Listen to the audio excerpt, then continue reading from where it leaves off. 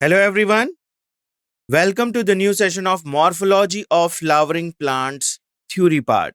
आप सभी का आज के इस सेशन में बहुत बहुत स्वागत है।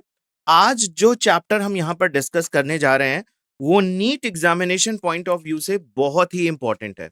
इसमें बहुत ज्यादा इंफॉर्मेशन है ना।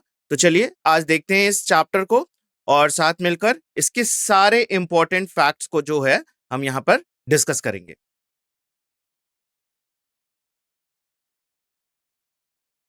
Disclaimer: the images, text, and other material used in our presentations are for educational purposes only.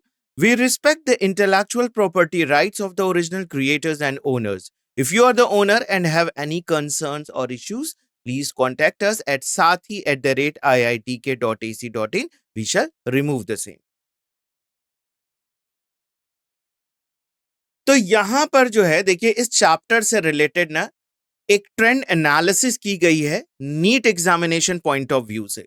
तो आप देखेंगे कि 2018 से लेके 24 तक अभी तक इससे 17 क्वेश्चंस पूछे गए हैं और वेटेज के हिसाब से देखा जाए तो 2.5 इसका वेटेज है।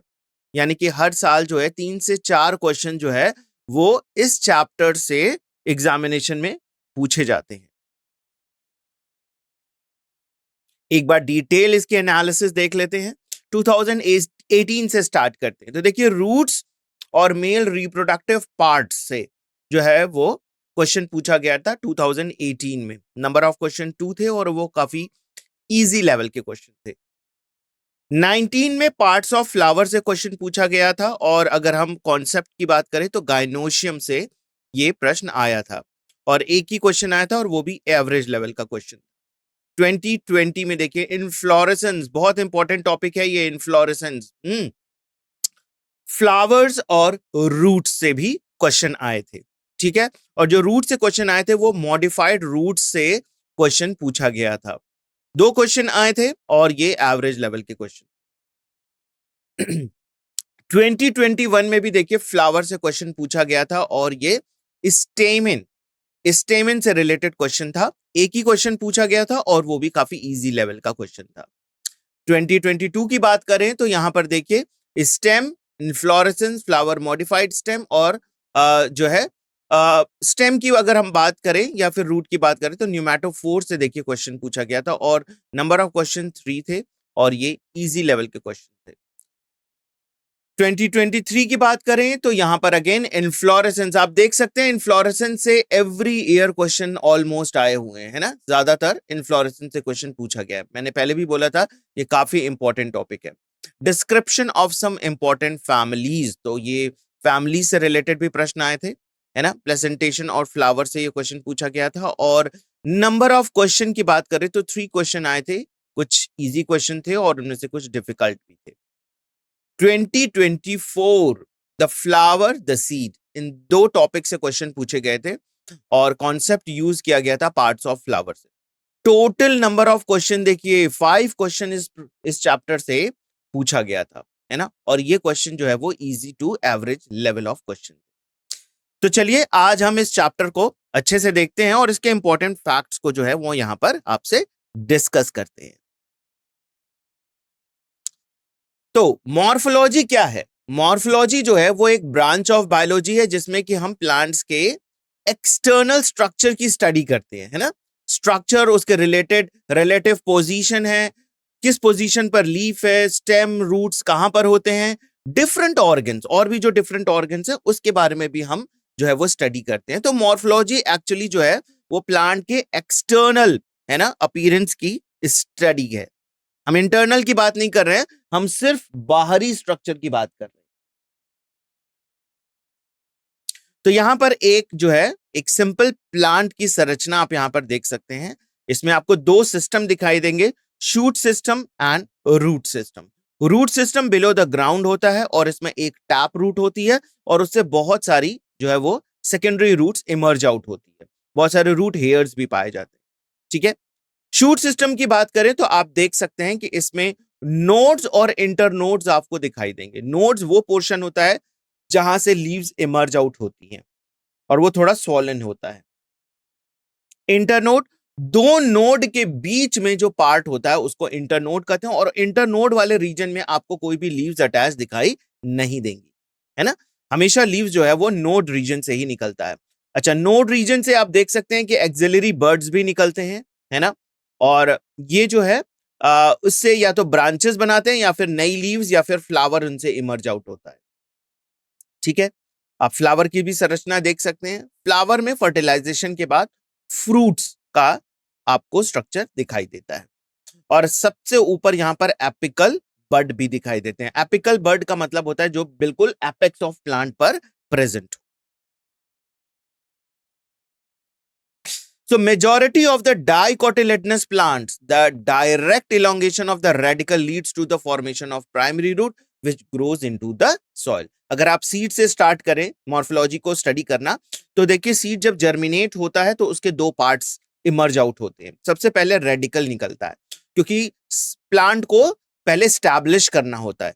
तो एक बार जब रूट्स इमर्ज आउट हो जाती हैं, रेडिकल निकलता है और रूट का फॉर्मेशन करता है, root deep into the soil जाता है और अपने आप को वहां पर स्टैब्लिश कर लेता है। फिर धीरे धीरे प्लूम्यूल वाला रीजन बाहर आता है और उससे जो है वो नई लीव्स बनती हैं और उसके आगे चल के शूट सिस्टम का निर्माण होता है। रूट्स की बात करेंगे अब एक एक हम स्ट्रक्चर लेके चलेंगे। तो देखिए सबसे पहले रूट्स की बात की जा रही है, तो roots is the descending, descending मतलब जो नीचे जाने वाला पार्ट है। सॉरी, ये descending root is the descending non green, ये ग्रीन नहीं होता, अंडरग्राउंड पार्ट लैकिंग नोड्स। और रूट्स पर आपको नोड्स जैसे स्ट्रक्चर नहीं देखने को मिलते हैं, ना ही इंटरनोड जैसे स्ट्रक्चर को मिलते हैं। लीव्स और बर्ड जैसे स्ट्रक्चर भी आपको रूट सिस्टम में देखने को नहीं मिलते।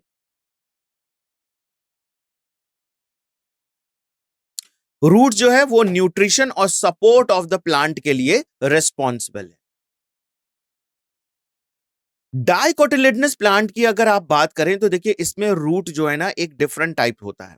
डाइकॉट में जो एक मेन रूट होती है, there is a one main root जिसको आप टैप रूट कहते हैं, और उसके बाद आप देखेंगे उससे बहुत सारे लेटरल रूट्स निकलते हैं, राइट।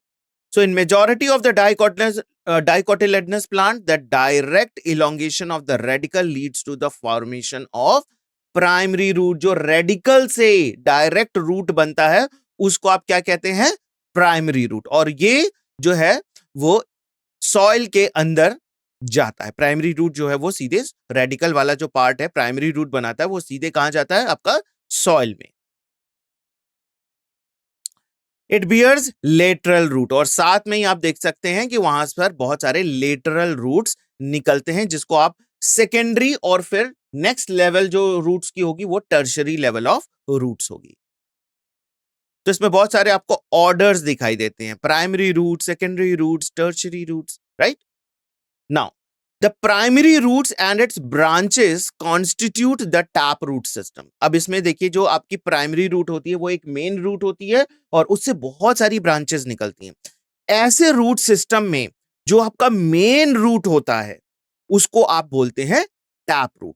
इसका एग्जांपल अगर आप टैप रूट को स्ट्रक्चरल फॉर्म में देखना चाहें तो आप देख सकते हैं कि वहां पर रेडिश में, कैरेट में, है ना, ये आपका जो एडिबल पार्ट है रूट का, that is the tap root.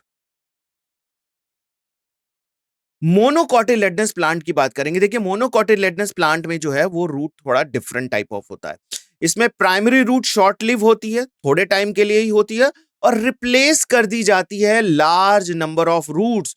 तो एक बेस होता है ना, जब सीड जर्मिनेट करता है तो उसमें से एक मेन रूट निकलती है, लेकिन धीरे धीरे वो मेन रूट डीजेनरेट कर जाती है और उसके बेस से बहुत सारी रूट्स एक साथ निकलना शुरू होती है। Large number of roots comes out from that particular point, है ना। बहुत सारी रूट जो है उसी जगह से निकलना शुरू हो जाती है। और ऐसी रूट्स जो बनाती हैं वो कैसी होती हैं, फाइब्रस रूट। ऐसे रूट सिस्टम को हम कहते हैं fibrous root system. So these roots originate from the base of the stem. कहां से ओरिजिनेट हो रही हैं, base of the stem, and constitute the fibrous root system. इस तरह के रूट सिस्टम को जो कि स्टेम के बेस से बहुत सारी रूट्स एक साथ निकलती हैं उसको आप कहते हैं फाइब्रस रूट सिस्टम। ऐसा एग्जाम्पल अगर आप बात करें तो देखिए आपके राइस का प्लांट है, वीट का प्लांट है, मेज का प्लांट है, उसमें आपको जो है इस तरह का फाइब्रस रूट सिस्टम देखने को मिलेगा। और देखिए इसी से रिलेटेड नीट 2020 में इससे प्रश्न भी आया है, तो ये बहुत ही इंपॉर्टेंट पॉइंट है। अब कुछ प्लांट्स में जैसे कि ग्रासेस में, मॉन्स्टेरा में, बनियन ट्री में roots arises from the parts of the plant other than the radicle. अब और दूसरे जगह से भी रूट्स निकलते हैं, ऐसे रूट्स को हम नेम देते हैं एडवेंटिशियस रूट। ठीक है, ऐसे रूट्स को देखिए थर्ड टाइप ऑफ रूट्स हो गई, अब आपकी टैप रूट है ना, फिर उसके बाद फाइब्रस रूट, अब आ गई adventitious root, third type of. और ये आपके जो है वो रेडिकल से नहीं बन रही हैं। ठीक है, other parts of the plant, क्या है other parts of the plant? जैसे आप देख सकते हैं नोड्स रीजन, यहां पर आप देख सकते हैं these are the nodes, right, these are the node, वहां से देखिए बहुत सारी रूट्स निकल रही हैं। So the main function of the root system are the absorption of water and minerals। अगर आप ओवरऑल सारे रूट्स की अगर आप बात करें तो रूट्स का क्या काम है? देखिए वाटर को एब्जॉर्ब करता है, वाटर में डिसॉल्व मिनरल्स को भी एब्जॉर्ब करता है फ्रॉम द सॉइल। ये एक एंकरेज प्रोवाइड करता है कि प्लांट को सॉइल में बिल्कुल इरेक्ट खड़ा करने के लिए इसकी जितनी भी ब्रांचेस होती हैं वो सॉइल को टाइटली होल्ड कर लेती हैं।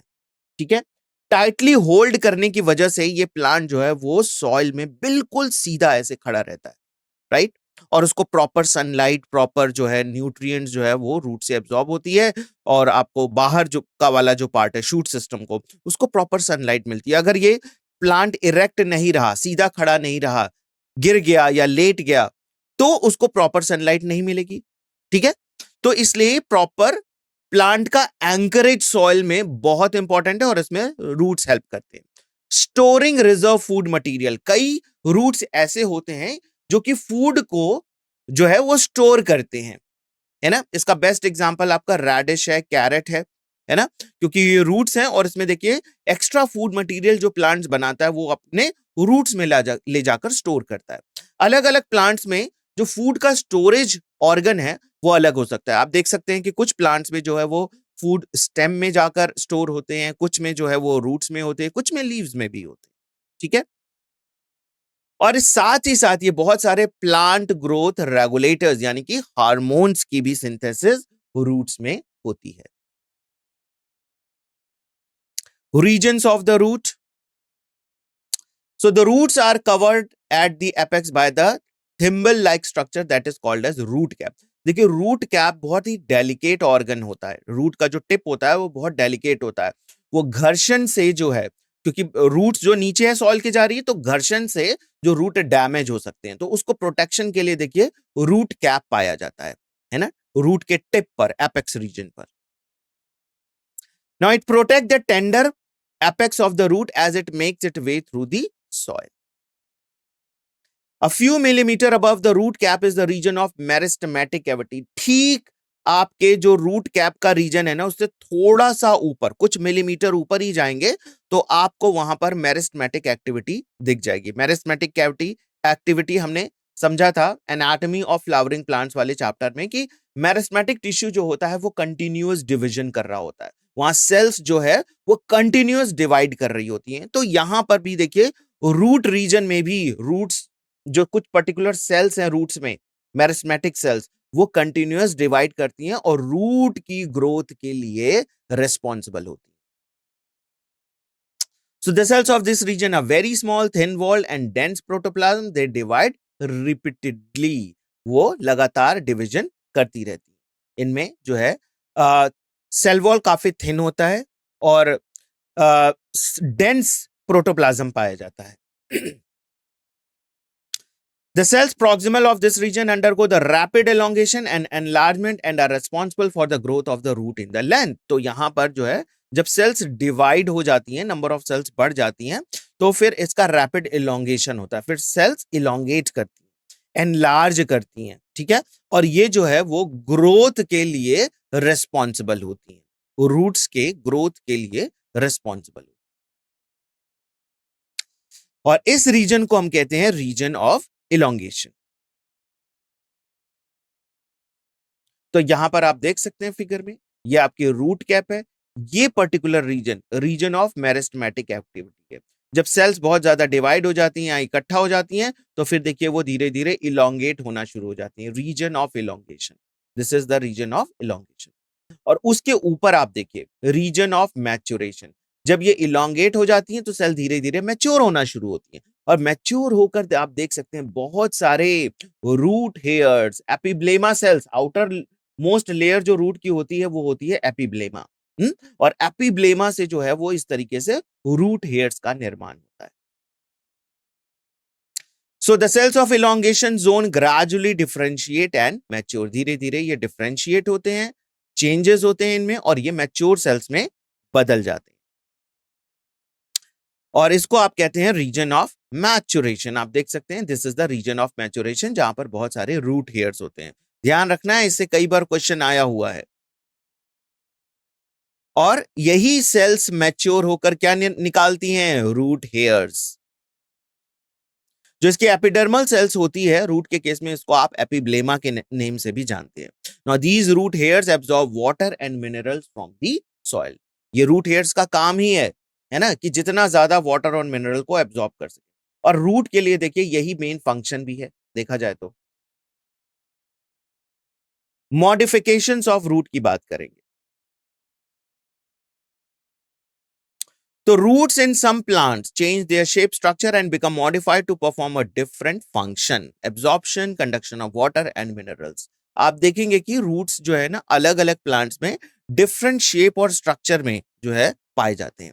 इनका जो काम होता है वो एक्चुअली अपने फंक्शन के अकॉर्डिंग जो है उनका शेप और स्ट्रक्चर चेंज हो जाता है ना। कई जगह ये कंडक्शन ऑफ वाटर और मिनरल के लिए रिस्पॉन्सिबल होते हैं, कई जगह ये प्लांट को इरेक्ट रखने के लिए रिस्पॉन्सिबल होते हैं। अब रूट्स तो सॉइल के नीचे होता है, लेकिन कुछ रूट्स देखिए there are modified for support storage of food and respiration. सबसे पहला देखिए tap root of carrot turnip, है ना। Adventitious roots of sweet potato get swollen and store food. ये काफी फूल जाते हैं, है ना। और फूलने के बाद ये क्या करते हैं? स्टोरेज ऑफ फूड, ये फूड को स्टोर करते हैं। Hanging structure that support a banyan tree are called prop roots. अब यहां पर आप देख सकते हैं बनियन ट्री में आपको इस तरीके से बहुत ज्यादा जो है इस तरीके से स्ट्रैंड इरेक्ट, है ना, ऐसा कुछ स्ट्रक्चर दिखाई देता है कि ये बिल्कुल जो इसकी बड़ी बड़ी ब्रांचेस होती है ना उसको सपोर्ट जैसे लग रहा है कि प्रोवाइड कर रहा है, और एक्चुअल में ये ही करता है। प्रॉप रूट्स आप देख सकते हैं, hanging structure that support the banyan tree, क्योंकि बनियन ट्री काफी बड़ा हो जाता है, इसके बहुत बड़ी बड़ी ब्रांचेस हो जाती हैं, तो ये बड़ी ब्रांचेस नीचे ड्रूप कर सकती हैं, टूट सकती हैं, तो उसको सपोर्ट के लिए देखिए प्रॉप रूट्स जो है वो बनते हैं।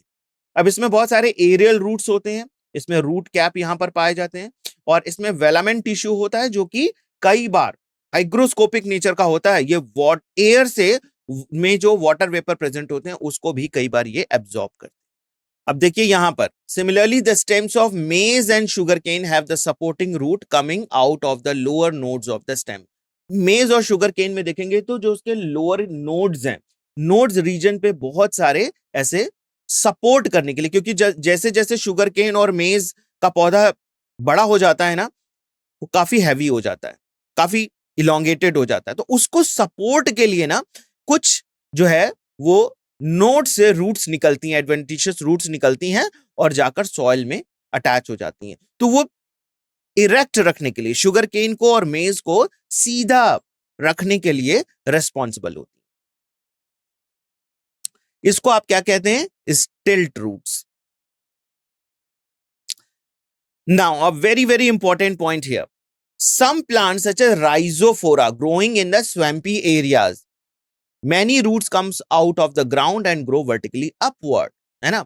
तो जब आप स्वैम्पी एरिया दलदल वाली जगह पे जाएंगे तो वहां पर आप देखेंगे कि कुछ जहां पर कोई प्लांट है उसके आसपास के रीजन से ना ऐसे बाहर की तरफ निकले हुए पॉइंटेड ऐसे स्ट्रक्चर्स आपको दिखाई देंगे, और इस पॉइंटेड स्ट्रक्चर में जो है वो छोटे छोटे होल्स होते हैं। इस होल्स को हम बोलते हैं न्यूमैटोफोर्स, है ना। जैसे आपके लीव्स में जो है छोटे छोटे होल्स होते हैं, आप उसको स्टोमेटा कहते हैं, वैसे ही इस पर्टिकुलर रूट्स में स्मॉल होल्स होते हैं जिनको हम कहते हैं न्यूमेटोफोर्स। अब ये देखिए, ये जो पौधा होता है, for example this Rhizophora, mangrove plant का ये एक एग्जांपल है। मैंग्रोव प्लांट जो है वो दलदली, और जो यहाँ का जो वाटर भी जो होता है ना, वो काफी सॉल्ट से भरा हुआ होता है। खास तौर से ये समुद्र के किनारे आपको ये दिखाई देंगे ऐसे पौधे। तो पूरा वाटर जो है वो बिल्कुल सॉल्ट वाला होता है, सॉल्ट डिसॉल्व होता है बहुत अधिक मात्रा में। वो ये वाटर जो है वो प्लांट नहीं ले सकता, तो ये क्या करता है, अपनी कुछ रूट्स को जमीन के बाहर निकालता है, लैंड के ऊपर की तरफ ऐसे निकालता है। नेगेटिव जियोट्रॉपिक है ना, आपका सारा जो है वो रूट्स जो है वो नीचे की तरफ जाता है, लेकिन ये पर्टिकुलर रूट्स ऊपर की तरफ आ रहा है। और ये क्या करता है, एटमॉस्फेयर से जो वाटर वेपर है उसको एब्जॉर्ब करता है, क्योंकि एटमॉस्फेयर के वाटर वेपर में सॉल्ट नहीं है, तो ये उस वाटर वेपर को एब्जॉर्ब करता है। कितनी कमाल की बात है यहां पर, राइट। सो इसका एग्जांपल देखिए, आपको याद रखना है, राइजोफोरा है जो कि स्वैम्पी एरियाज में ग्रो करते हैं। इनमें न्यूमेटोफोर्स पाए जाते हैं। न्यूमेटोफोर्स जो है हाइग्रोस्कोपिक वाटर को, एयर में जो वाटर प्रेजेंट है उसको ये एब्जॉर्ब करते हैं। So such roots are called pneumatophores, helps to get oxygen for respiration. और ये आपके एयर के वाटर के साथ साथ जो है वो ऑक्सीजन भी जो है वो एब्जॉर्ब करते हैं, और ये रेस्पिरेशन प्रोसेस में हेल्प करते हैं। So the stem is ascending part of the axis bearing branches, leaves, fruits and flowers. तो अब हम स्टेम की बात करेंगे। हमने रूट का डिस्क्रिप्शन देख लिया, अब हम बात करेंगे स्टेम की। तो स्टेम जो है वो आपका शूट सिस्टम का पार्ट है, और इसमें बहुत सारी ब्रांचेस होती हैं। इन ब्रांचेस पे लीव्स अटैच होती हैं, फ्लावर्स और फ्रूट्स भी लगे होते हैं। So they develop from the plumule part of the embryo and germinating seed. जब सीड जर्मिनेट करता है तो प्लिम्यूल वाला पार्ट जो है वो आपके स्टेम को बनाता है। The stem bears nodes and internodes, ये हम पहले ही डिस्कस कर चुके हैं। The region of the stem where the leaves are borne that are called as nodes, और नोडल रीजन जो स्टेम का होता है वहीं से लीव्स इमर्ज आउट करती हैं, वहीं से लीव्स अटैच करती हैं।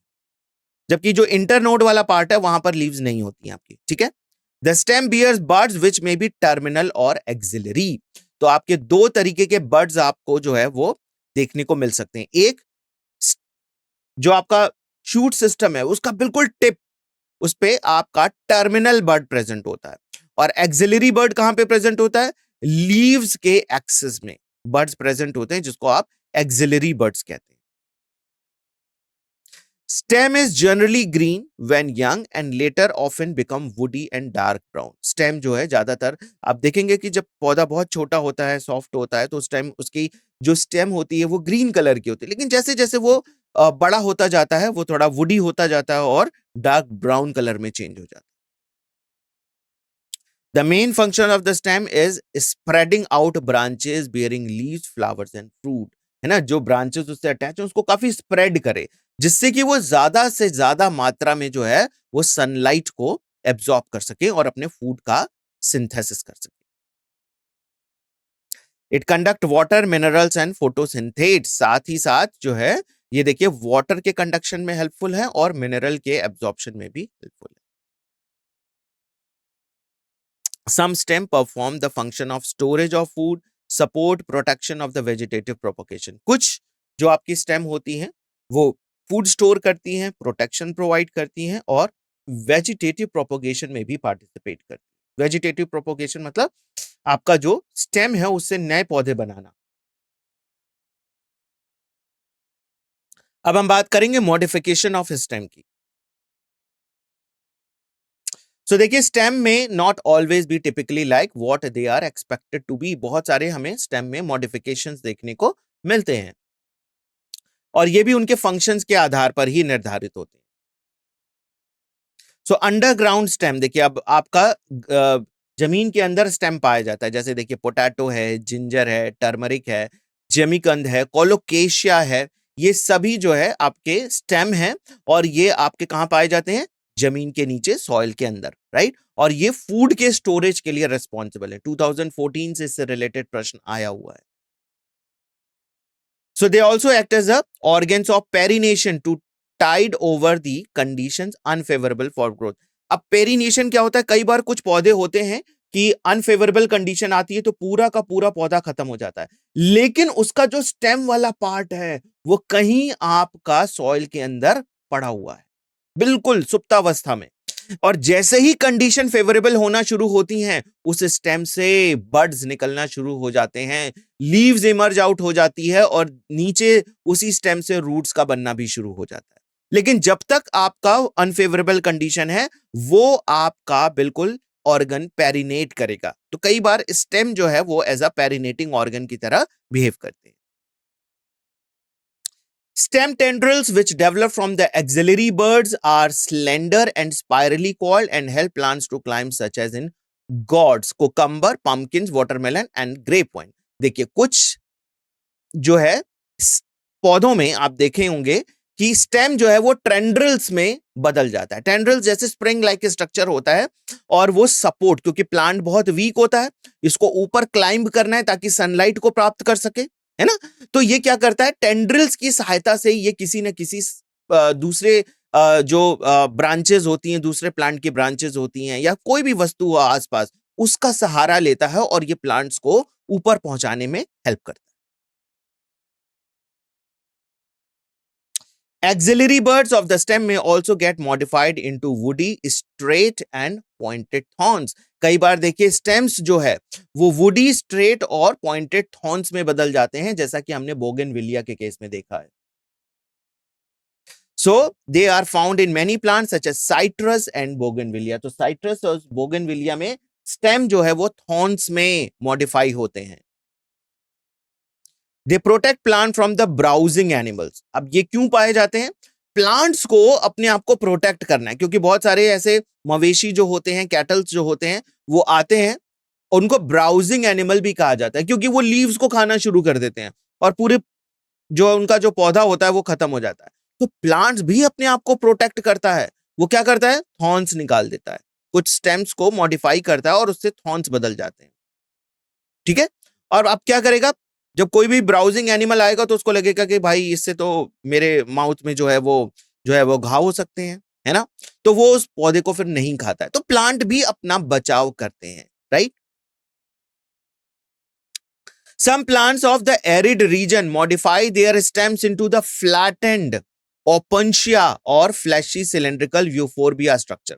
अब देखिए कुछ प्लांट्स जो है अपने आप को मॉडिफाई करते हैं, स्टेम्स जैसे फ्लैटेंड बिल्कुल स्टेम कर लेते हैं ओपनशिया के केस में, है ना, और यूफोर्बिया जैसे सिलिंड्रिकल स्ट्रक्चर। ओपनशिया आपका कैक्टस का जो पौधा होता है वो स्टेम का मॉडिफिकेशन, और उसके ऊपर जो स्पाइन्स पाए जाते हैं वो लीव्स का मॉडिफिकेशन, वहां लीव्स स्पाइन्स में बदल रही हैं, और जो फ्लैटेंड स्ट्रक्चर है जो ग्रीन कलर का होता है वो आपका स्टेम है, ठीक है।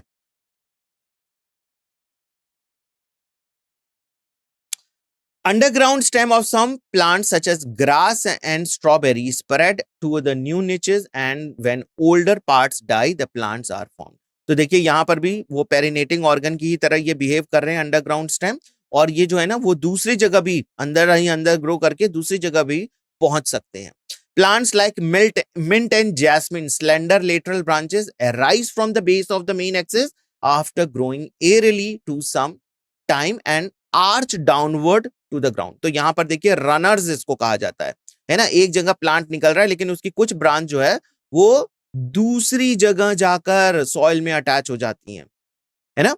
तो यहां पर ये वहां पर ये वेजिटेटिव प्रोपगेशन भी इस तरीके से कर सकते हैं। Lateral branches with a short internodes and each node bearing the roset of leaf and a tuft of roots is found in the aquatic plant like Pistia and Eichhornia, है ना। तो यहां पर भी आप देखिए कि जो नोडल रीजन होता है वहां पर भी बहुत सारे लीव्स एक साथ रोसेट फॉर्म में, ग्रुप फॉर्म में निकल रहे हैं एक ही पॉइंट से, ठीक है। इसका एग्जांपल देखिए पिस्टिया और आइकॉर्निया है। In banyan, pineapple and chrysanthemum the lateral branches originate from the basal and the underground portion of the main stem, grow horizontally beneath the soil and they come out obliquely upward, giving rise to the leafy shoots. अब हम बात करेंगे leaves की। तो leave क्या है, lateral होता है ये पार्ट, जनरली फ्लैटन, है ना, ज्यादातर ये आपको फ्लैट स्ट्रक्चर दिखाई देगा जो कि स्टेम के ऊपर बॉन्ड करता है, स्टेम से अटैच्ड होता है। आप यहां पर एक टिपिकल लीफ का स्ट्रक्चर दिखाया गया है कि लीफ के क्या क्या पार्ट्स होते हैं। देखिए ये पिट्यूल वाला रीजन है और यहां पर लीफ का बेस है। लीफ बेस जो है वो नोडल रीजन ऑफ स्टेम से अटैच होता है और इसके बाद जब आपका पिट्यूल एंड होता है तो आप देख सकते हैं कि एक फ्लैटेंड स्ट्रक्चर ग्रीन कलर का ब्लेड जैसा स्ट्रक्चर है जिसको आप लेमिना कहते हैं। इसकी एक मेन एक्सिस होती है प्रोमिनेंट काफी, जिसको मिडरिप कहा जाता है और उससे बहुत सारे मिडरिप से वेन्स जो है वो निकलती हैं जिसको आप वेन्स कहते हैं, है ना। मेन एक वेन होती है जिसको मिडरिप कहा जाता है। इसका यहां पर देख सकते हैं लीफ का एपेक्स है। पेटियोल और जो आपका इंटरनोड वाला पार्ट है, नोड और इंटरनोड, ये स्टेम, उसके बीच में आप देख सकते हैं कि यहां पर कई जगह कई बार स्टिप्यूल्स जो है वो पाए जाते हैं। So it develops at the node and bears bud in it axil. इसी एक्सेल में यहां पर बड भी पाया जाता है। Axillary bud later develops into the branches. यही एक्सिलरी बड जो है आगे चलकर ब्रांच का निर्माण करता है। Leaves originate from the shoot apical meristem and arranged in an acropetal order. They are most important vegetative organ for the photosynthesis. ये लीफ वाला जो पार्ट है उसका मेन फंक्शन क्या होता है? फोटोसिंथेसिस करना, right.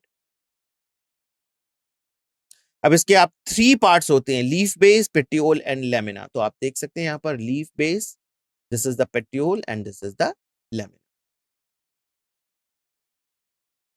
Now the leaf is attached to the stem by the leaf base and may bear 2 lateral small leaf-like structure called stipules. ये भी बहुत माइन्यूट लीफ लाइफ स्ट्रक्चर होते हैं जो कि लीफ बेस से अटैच्ड होते हैं, जिसको आप स्टिप्यूल्स कहते हैं। अब देखिए मोनोकॉट के प्लांट में लीफ बेस एक्सपेंड कर जाता है ना, पार्शली या फिर वुली। और इन सम लेग्यूमिनस प्लांट जो लीफ बेस होते हैं वो देखिए स्वॉलन हो जाते हैं एंड पर। ये देखिए यहां पर काफी स्वेलिंग आपके लीफ बेस पे दिखाई दे रही है जिसको आप कहते हैं पल्विनस। और ये आपके लेग्यूमिनेसी प्लांट का इंपॉर्टेंट कैरेक्टरिस्टिक है। The petiole help hold the blade to light. और पिट्यूल का काम होता है कि इस ओरिएंटेशन में रहे जिससे कि लीफ का जो ब्लेड है उस पर ज्यादा से ज्यादा सनलाइट फॉल करे। Long, thin, flexible petiole allow leaf blades to flutter in wind, thereby cooling and leaf bringing the fresh air to the leaf base. ये जो आपकी petiole होती है, ये लीफ को जो है एयर में फ्लटर करने के लिए भी हेल्पफुल होती है। जब ये लीफ फ्लटर करते हैं तो ये प्लांट के ऊपर कूलिंग इफेक्ट लेकर आते हैं, राइट। और ये जो मोनोकॉट के केस में जो लीफ बेस होता है ना, वो बिल्कुल नोड रीजन पे बिल्कुल कवर अप कर रखता है, जिसको लीफ शीथ भी कहा जाता है। Lamina of the leaf blade is green expanded part of the leaf. और इसमें जो है वो मिडिल प्रोमिनेंट वेन होती है जिसको आप मिडरिप कहते हैं और इससे बहुत सारी वेन्स जो है वो साइडवेज निकलती हैं। और veins provide rigidity to the leaf blades and channels to transport water, minerals and food material. तो ये जो वेन से पूरे लेमिना में जो है वो वाटर और मिनरल्स का ट्रांसपोर्टेशन होता है, ठीक है। Shape, margin, apex, surface extension, incision of lamina varies in the different leaves. और इसका जो एक्सीशन होता है वो अलग अलग लीव्स में अलग अलग हो सकता है। अब हम बात करेंगे वेनेशन की। तो देखिए 2 तरीके के वेनेशन पाए जाते हैं, reticulate venation and parallel venation. जो वेनेशन क्या होता है? वेन्स और वेनलेट का जो अरेंजमेंट पूरे लीफ पर कैसा है उसको आप वेनेशन कहते हैं। तो देखिए यहां पर ये डाइकॉट लीफ है, पहली वाली डाइकॉट है और दूसरी वाली मोनोकॉट की लीफ है। डाइकॉट लीफ में आप देखते हैं कि एक मेन वेन होती है जिसको आप मिडरिप कहते हैं, प्रोमिनेंट वेन, और उससे बहुत सारी साइडवेज में लीव्स निकलती है और फिर उससे वेनलेट्स निकलती हैं बहुत सारी, है ना। और ये बिल्कुल जाल जैसा संरचना बनाती है। वहीं आपकी जो पैरेलल वेनेशन होती है, आप देख सकते हैं कि यहां पर एक मिडरिप है और उसी से पैरेलल देखिए बहुत सारी वेन्स ऐसे रन कर रही हैं, राइट। तो आपका पैरेलल वेनेशन होता है और रेटिकुलेट वेनेशन होता है। पैरेलल वेनेशन मोनोकॉट लीफ में पाया जाता है और रेटिकुलेट वेनेशन जो होता है वो आपके डाइकॉट लीफ में पाया जाता है। तो ये हम ऑलरेडी डिस्कस कर चुके हैं, ठीक है, डाइकॉट के केस में और मोनोकॉट के केस में अलग अलग venation. So vein run parallel to each other with the lamina and the venation is termed as parallel, and that is found in the monocot plant. Types of leaves. देखिए leaves आपके दो तरीके के होते हैं. एक सिंपल लीफ होता है जो कि पूरी की पूरी एक लीफ होती है, उसका लेमिना होता है, उसका पिट्यूल होता है, ठीक है, और वो उसमें कोई भी इंसिजन नहीं पाया जाता, और अगर इंसिजन पाया भी जाता है तो वो आपके मिडरिब रीजन तक नहीं पहुंचता है. That is simple leaf. और कंपाउंड लीफ क्या होता है? जो इंसिजन अगर प्रेजेंट है तो वो पूरा रीच करके कहां पहुंच जाता है? मिडरिब रीजन तक, है ना. आप यहां पे देख सकते हैं ये पूरी जो है वो कंपाउंड लीफ है, ये पूरी एक लीफ रही होगी पहले, है ना, और फिर यहां पर देखिए इंसिजन लग के ये पूरा लेमिना तक पहुंच गई, और लेमिना आपका यहां ये जो मिडरिब है वो बिल्कुल क्लियर आपका यहां पर दिखाई दे रहा है in the form of rachis, ठीक है. तो ये आपकी जो लीफ होती है वो आपकी कंपाउंड लीफ होती है. इसका बेस्ट एग्जांपल है rose leaf and neem leaf. अब कंपाउंड लीफ भी देखिए दो तरीके के होते हैं. Simple compound leaves but not in the axils of leaf. इसमें हम देखते हैं दो कंपाउंड लीफ हैं, pinnately and palmately. Pinnately compound leaf, number of leaflets are present on the common axis of the rachis. एक कॉमन एक्सिस पे आप देख सकते हैं लीफलेट्स अरेंज है, राइट.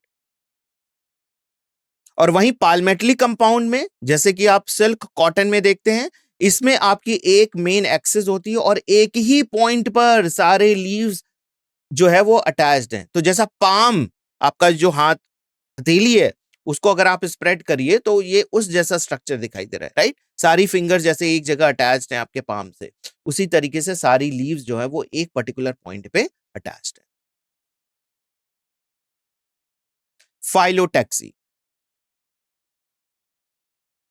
लीव्स किस तरीके से आपके एक्सिस पे अटैच्ड हैं? देखिए आपके तीन तरीके के अटैचमेंट हो सकती है फाइलोटैक्सी.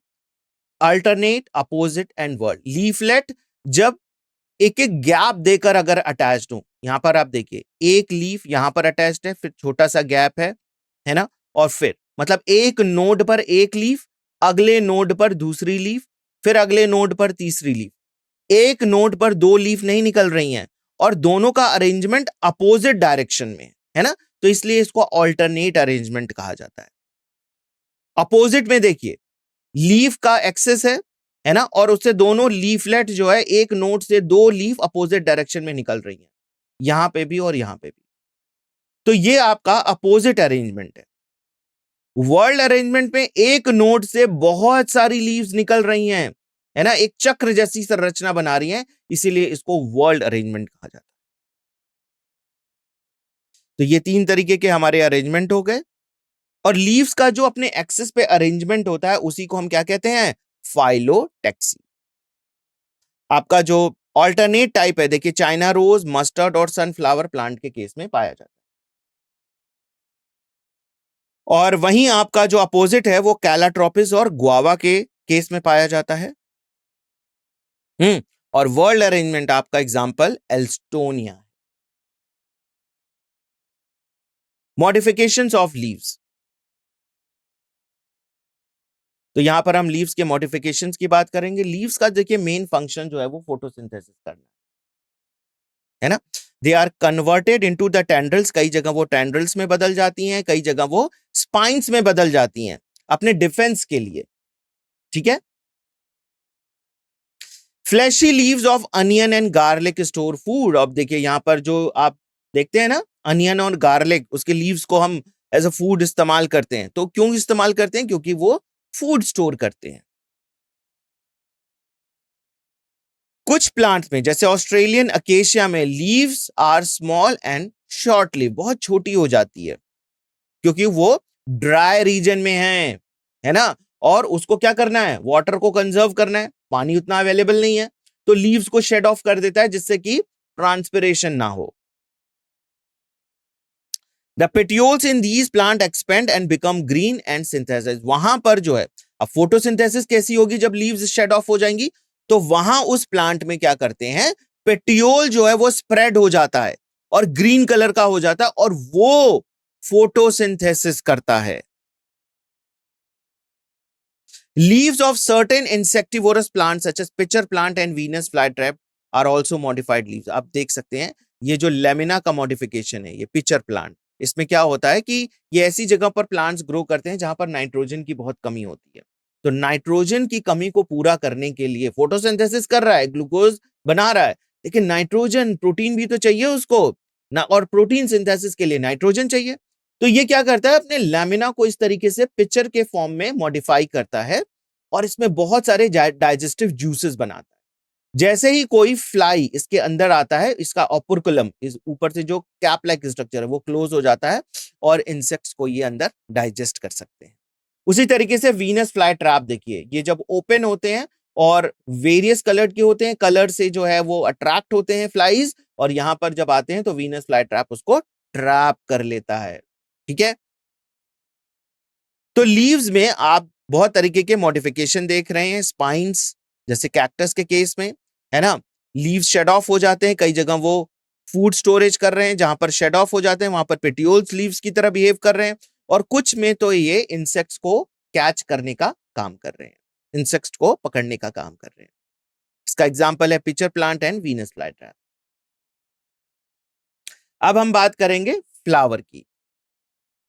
तो फ्लावर जो है वो मॉडिफाइड शूट है ना, शूट एपिकल मेरिस्टम्स को ही चेंज करके जो है देखिए आपका फ्लावर मेरिस्टम बनता है। Internode do not elongate and axis get condensed, और आपका इंटरनोड वाला जो रीजन है वो इलोंगेट नहीं करता, एक्सेस जो है वो वहीं पर कंडेंस्ड कर जाती है। Apex produces different kind of floral appendages like successive nodes and instead of leaves. तो देखिए जो लीव्स है वो बनती है नोड्स पर, लेकिन यहां पर वो जो लीव्स को बनाने वाली जो मेरिस्टमेटिक है ना, वो चेंज होकर फ्लावर मेरिस्टम में बदल जाती है, फ्लोरल मेरिस्टम में बदल जाती है। When shoot tip transforms into a flower, it is always solitary. जब आपका बिल्कुल शूट का टिप रीजन है, बिल्कुल एपेक्स पर, है ना, एपिकल मेरिस्टम वाला, वहां पर अगर फ्लावर बन रहा है तो वो सॉलिटरी है, अकेला फ्लावर बनेगा, ग्रुप में फ्लावर नहीं होगा। लेकिन कई बार आप देखते हैं कि फ्लावर जो है वो ग्रुप में अरेंज होते हैं, राइट, और फ्लोरल एक्सिस पे एक अरेंजमेंट ऑफ फ्लावर आपको देखने को मिलता है और उसमें बहुत सारे फ्लावर होते हैं। उस ग्रुप ऑफ फ्लावर को आप इनफ्लोरेसेंस।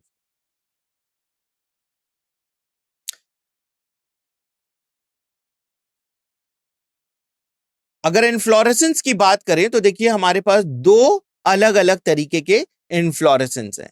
इसमें से एक रेसिमोज है और दूसरा साइमोज है। रेसिमोज जो है इनफ्लोरेसेंस, ये देखिए आपका कंटिन्यूअस ग्रो करता है। ये कैशिया फिस्टुला देखिए इसका बेस्ट एग्जांपल है। इसका जो एक्सिस है वो ऊपर कंटिन्यूअस ग्रो करता जाता है, आगे बढ़ता जाएगा बढ़ता जाएगा, ठीक है, और इसके साइड वेज में जो है फ्लावर्स निकलते जाएंगे। तो नीचे फ्लावर जो है वो मैच्योर होंगे और ऊपर जो फ्लावर होगा वो नया निकलेगा, राइट। तो इस तरह का जो अरेंजमेंट होता है उसको एक्रोपिटल सक्सेशन कहते हैं, कि जो मैच्योर फ्लावर है वो लेटरल है, नीचे की तरफ है, और जो न्यू फ्लावर है वो ऊपर की तरफ है, ठीक है। रेसिमोस टाइप ऑफ इनफ्लोरेसेंस, आपको ध्यान रखना है कि इसका एक्सेस कंटिन्यूअस ग्रो कर रहा होता है। नेक्स्ट है साइमोस टाइप ऑफ इनफ्लोरेसेंस। इसका जो है वो मेन एक्सेस देखिए टर्मिनेट कर जाता है, ये मेन एक्सेस था और यहां पर जाकर एक फ्लावर में बदल गया, एक्सेस पे ही फ्लावर बन गया। अब देखिए यहां पर आगे ये नहीं बढ़ पाएगा, ये क्या करेगा, पीछे से यहां से दो लेटरल ब्रांचेस निकलेंगी और वो भी देखिए फिर से एक नए फ्लावर में यहां पर एक्सेस पे बन जाएगा। तो ये भी टर्मिनेट कर गया। अब फिर यहां से इससे भी लेटरल ब्रांचेस निकलेंगी जो कि फ्लावर बनाएंगी, ठीक है। तो यहां पर जो मेन एक्सेस है वो थोड़ा लिमिटेड ग्रोथ का है। आपका रेसिमोज में जो है वो लिमिटेड ग्रोथ नहीं थी, कंटिन्यूअस ग्रोथ होती जा रही थी। So the flowers are borne in the basipetal order. यहां पर जो एपिक्स पे जो फ्लावर होगा वो मैच्योर होगा और जो साइड में फ्लावर्स निकलेंगे वो न्यू फ्लावर होंगे। तो इस तरह का अरेंजमेंट जो होता है वो बेसिपिटल होता है। तो आपके देखिए यहां पर 3 डिफरेंसेस हैं, racemose main axis continuous, cymose main axis terminate in a flower, ठीक है। यहां पर एक्रोपिटल सक्सेशन होता है और यहां पर बेसिपिटल सक्सेशन होता है। The flower is defined as a modified shoot wherein the shoot apical meristem changes into floral meristem. यहां पर एक टिपिकल फ्लावर का स्ट्रक्चर है, आप देख सकते हैं यहां पर एक रेसेप्टिकल है, इसको थैलमस के नाम से भी जानते हैं, और इसी से सारे फ्लोरल पार्ट्स अटैच्ड होते हैं, जबकि सेपल्स सबसे आउटर मोस्ट वर्ल है, उसके बाद पेटल्स बाहर से अंदर जो है वो सेकेंड वर्ल है, उसके बाद जो है वो मेल रिप्रोडक्टिव ऑर्गन जो है वो आपका स्टेमेन पाया जाता है। स्टेमेन दो पार्ट्स में डिवाइड हो सकता है, स्टॉक स्ट्रक्चर, फिलामेंट, और ऊपर जो है वो एंथर। अगर आप फीमेल रिप्रोडक्टिव स्ट्रक्चर की बात करें तो दैट इज कार्पल। कार्पल को आप 3 पार्ट्स में डिवाइड कर सकते हैं। सबसे ऊपर जो है वो stigma, stock like structure, style, और नीचे बल्बस राउंड स्ट्रक्चर जो कि थैलमस से अटैच्ड होता है, उसको आप कहते हैं ओवरी। सो ये जो है फ्लावर जो है वो आपका सेक्सुअल रिप्रोडक्शन जब प्रोसेस होती है तो उसमें ये पार्टिसिपेट करता है, और जितने भी एंजियोस्पर्मिक प्लांट्स हैं उसमें ये फ्लावर प्रेजेंट होता है। A typical flower has a 4 different kinds of whorls, है ना। अगर हम whorls की बात करें तो सबसे बाहर की तरफ जो है वो आपका सेपल्स है। देन बाहर से जब आप अंदर चलते हैं तो नेक्स्ट whorl जो है वो आपका पेटल्स का होता है। उसके बाद नेक्स्ट whorl, थर्ड मोस्ट बाहर से अंदर की तरफ, आपका मेल रिप्रोडक्टिव ऑर्गन का होता है जिसको आप एंड्रूशियम कहते हैं, और सबसे अंदर की तरफ जो होता है आपका female, fourth one, that is the female reproductive organ carpel. और ये सभी पार्ट किस पर अटैच्ड हैं? थैलमस या फिर रिसेप्टिकल पर। देखिए इनको जो है साइंटिफिकली आप जो है सारे सेपल्स को यूनाइट करके कैलिक्स कहते हैं, सारे पेटल्स को यूनाइट करके कोरोला कहते हैं, एंड्रूशियम एंड गाइनोशियम रेस्पेक्टिवली। आपका androecium male reproductive organ, gynoecium female. Calyx, corolla are the accessory organ, जबकि आपका एंड्रूशियम और गाइनोशियम आपके रिप्रोडक्टिव ऑर्गन। कुछ फ्लावर में बहुत इंपॉर्टेंट पॉइंट है ये, देखिए कुछ फ्लावर में जैसे कि लिली में कैलिक्स और करोला है ना, बाहर के जो दो आपके एसेसरी ऑर्गन है वो डिस्टिंक्ट नहीं होते, अलग अलग नहीं होते, वो दोनों आपस में फ्यूज कर जाते हैं, और ये फ्यूज करके एक स्ट्रक्चर बनाते हैं जिसको आप कहते हैं पेरिएंट। When a flower has both androecium and gynoecium, it is called as bisexual flower. ऐसे फ्लावर जिसमें आपके दोनों मेल और फीमेल रिप्रोडक्टिव ऑर्गन दोनों प्रेजेंट है, तब आप उसको कहते हैं कि ये फ्लावर बाइसेक्सुअल है। और कई बार कुछ फ्लावर ऐसे होते हैं कि एक फ्लावर में सिर्फ फीमेल रिप्रोडक्टिव ऑर्गन होते हैं और दूसरे फ्लावर में जो है वो mail reproductive organ, stamen presence होते हैं, तो आप उन फ्लावर को कहते हैं यूनिसेक्सुअल फ्लावर। अब हम यहां पर बहुत इंपॉर्टेंट बात करेंगे सिमेट्री ऑफ फ्लावर की। तो देखिए हमारे दो तरीके की सिमेट्री आपको देखने को मिलती है जनरली, एक्टिनोमॉर्फिक और जाइगोमॉर्फिक। क्या है ये? फ्लावर को अगर आप उसके एक्सिस, सेंटर ऑफ एक्सिस से है ना 2 इक्वल हाफ्स में डिवाइड कर देते हैं तो आप कहते हैं कि ये उसकी सिमेट्री है ना। और जिन फ्लावर में ये सिमेट्री पाई जाती है वो तो अच्छी बात है, उसको आप देखेंगे कि कितने पार्ट्स में वो डिवाइड कर रहे हैं, कितनी बार डिवाइड कर सकते हैं अलग अलग एक्सिस से। और जिनमें ये सिमेट्री नहीं पाई जाती है ना, कोई भी सिमेट्री नहीं पाई जा रही है, उसको आप कहते हैं एसिमेट्रिक, यानी कि कोई भी सिमेट्री नहीं पाई जा रही है। अब देखिए एक्टिनोमॉर्फिक में क्या होता है कि फ्लावर को आप इस तरह से उसके सेंटर ऑफ एक्सिस से यहां से डिवाइड करेंगे तो 2 इक्वल हाफ्स में डिवाइड कर रहा है, यहां से भी डिवाइड करेंगे, again it divides into 2 equal halves, यहां से भी डिवाइड करेंगे तो फिर ये 2 इक्वल हाफ्स में डिवाइड करता है। जैसे आपने एनिमल किंगडम में पढ़ा था कि रेडियल सिमेट्री पाई जाती है, तो जिन फ्लावर में रेडियल सिमेट्री पाई जाती है उन फ्लावर को आप कहते हैं एक्टिनोमॉर्फिक, ठीक है। लेकिन कुछ फ्लावर ऐसे होते हैं कि उनके सेंटर ऑफ एक्सिस से सिर्फ एक बार ही डिवाइड किया जा सकता है, ऐसे फ्लावर को आप कहते हैं उसमें जो सिमेट्री पाई जाती है उसको कहते हैं बाइलेटरल सिमेट्री, और ऐसे फ्लावर को हम कहते हैं zygomorphic flower. So when a flower can be divided into 2 equal radial halves in any radial plane passing through the center, it is said to be actinomorphic. जैसे देखिए मस्टर्ड है, धतूरा है, चिली है, इसके एग्जांपल्स आपको ध्यान रखने हैं। 2024 में देखिए इसी पॉइंट से प्रश्न भी आया हुआ है। और आपका जो जाइगोमॉर्फिक फ्लावर है यानी कि जो बायलेटरल सिमेट्री शो करता है उसके एग्जांपल हैं pea, gulmohar, bean, cassia. A flower is asymmetric irregular, जैसे कि कैना के केस में कोई भी सिमेट्री नहीं पाई जाती। और आपके जो फ्लावर जो होते हैं वो कई बार ट्राइमेरस, टेट्रामेरस, पेंटामेरस हो सकते हैं, है ना, जिसके कितने अपेंडेजेस प्रेजेंट हैं, 3 है, 4 है। अगर 3 प्रेजेंट है तो ट्राइमेरस, 4 प्रेजेंट है तो टेट्रामेरस और 5 प्रेजेंट है तो पेंटामेरस। फ्लावर्स विथ ब्रैक्ट्स, अगर ब्रैक्ट्स पाए जाते हैं तो आप उनको ब्रैक्टिएट कहते हैं, और अगर ब्रैक्ट्स नहीं पाए जाते तो उनको ई ब्रैक्टिएट कहते हैं। क्या है ये ब्रैक्ट्स? लीफ जैसा, है ना, bracts are reduced leaf found at the base of the pedicel, pedicel पे के बेस पे अगर आप लीफ जैसा स्ट्रक्चर देखते हैं तो उसको ब्रैक्ट्स कहते हैं। तो जिन फ्लावर में ब्रैक्ट्स पाए जाते हैं उनको ब्रैक्टिएट कहेंगे, जिनमें नहीं पाए जाते उनको ई ब्रैक्टिएट कहेंगे। अब देखिए यहां पर जो है position of calyx, corolla androecium with respect to the thalamus, ovary on the thalamus, ovary thalamus पे अटैच होती है, और बाकी जो फ्लोरल पार्ट्स हैं कि कैलेक्स, करोला और एंड्रूशियम कहां पर प्रेजेंट हैं उस ओवरी से रिलेट करके इस तरीके से हमारे फ्लावर 3 तरीके के हो सकते हैं। हाइपोगाइनस, क्या होता है हाइपोगाइनस? जब फ्लावर के सारे पार्ट्स, देखिए फ्लोरल पार्ट्स जो हैं वो नीचे से निकल रहे हैं ओवरी से, है ना, तो आप इसको कहेंगे हाइपोगाइनस फ्लावर। और यहां पर जो गाइनोशियम है वो सबसे हाईएस्ट पोजीशन पर है, ठीक है, हाइपोगाइनस फ्लावर। और यहां पर जो है ओवरी कैसी है? सुपीरियर, और इसके बेस्ट एग्जांपल है mustard, China rose and brinjal.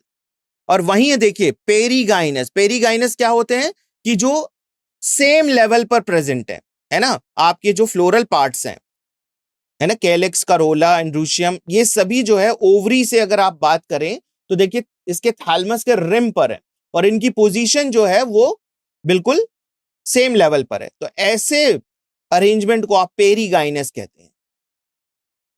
Perigynous के एग्जाम्पल देखिए क्या है? प्लम, रोज और पीच। और ऐसे फ्लावर को, ऐसे ओवरी को यहां पर आप कहते हैं half inferior ovary. Epigynous, the margin of the thalamus grow upward, और मार्जिन जो है थैलमस की जब ग्रो कर जाती है और पूरे के पूरे ओवरी को एनक्लोज कर लेती है तो सारे फ्लोरल पार्ट्स ओवरी के ऊपर आ जाते हैं, है ना, तो वहां पर देखिए आपकी ओवरी क्या हो जाती है? इंफीरियर।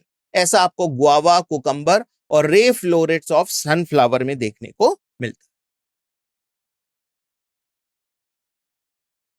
पार्ट्स ऑफ फ्लावर, तो देखिए फ्लावर के 4 पार्ट्स होते हैं, कैलिक्स, करोला, एंड्रूशियम एंड गाइनोशियम, और यही 4 वॉल्स भी बनाते हैं। कैलिक्स, है ना, जो कैलिक्स होते हैं outer most wall of flower है, मेंबर्स, और इसके जो मेंबर्स हैं एक एक को अलग अलग आप सेपल्स कहते हैं। Generally sepals are green, leaf like and protect flower in the bud stage. ये जब फ्लावर बड कंडीशन में होता है तो उसको जो है प्रोटेक्शन प्रोवाइड करते हैं। और कैलिक्स में भी जितने भी सेपल्स हैं कई बार यूनाइटेड होते हैं, सब जुड़े हुए होते हैं, गैमोसेपलस कंडीशन। और जब सेपल्स अलग अलग होते हैं तो पॉलीसेपलस कंडीशन। करोला, करोला को कब कहते हैं? जब सारे पेटल्स को यूनाइटेडली हम करोला कहते हैं।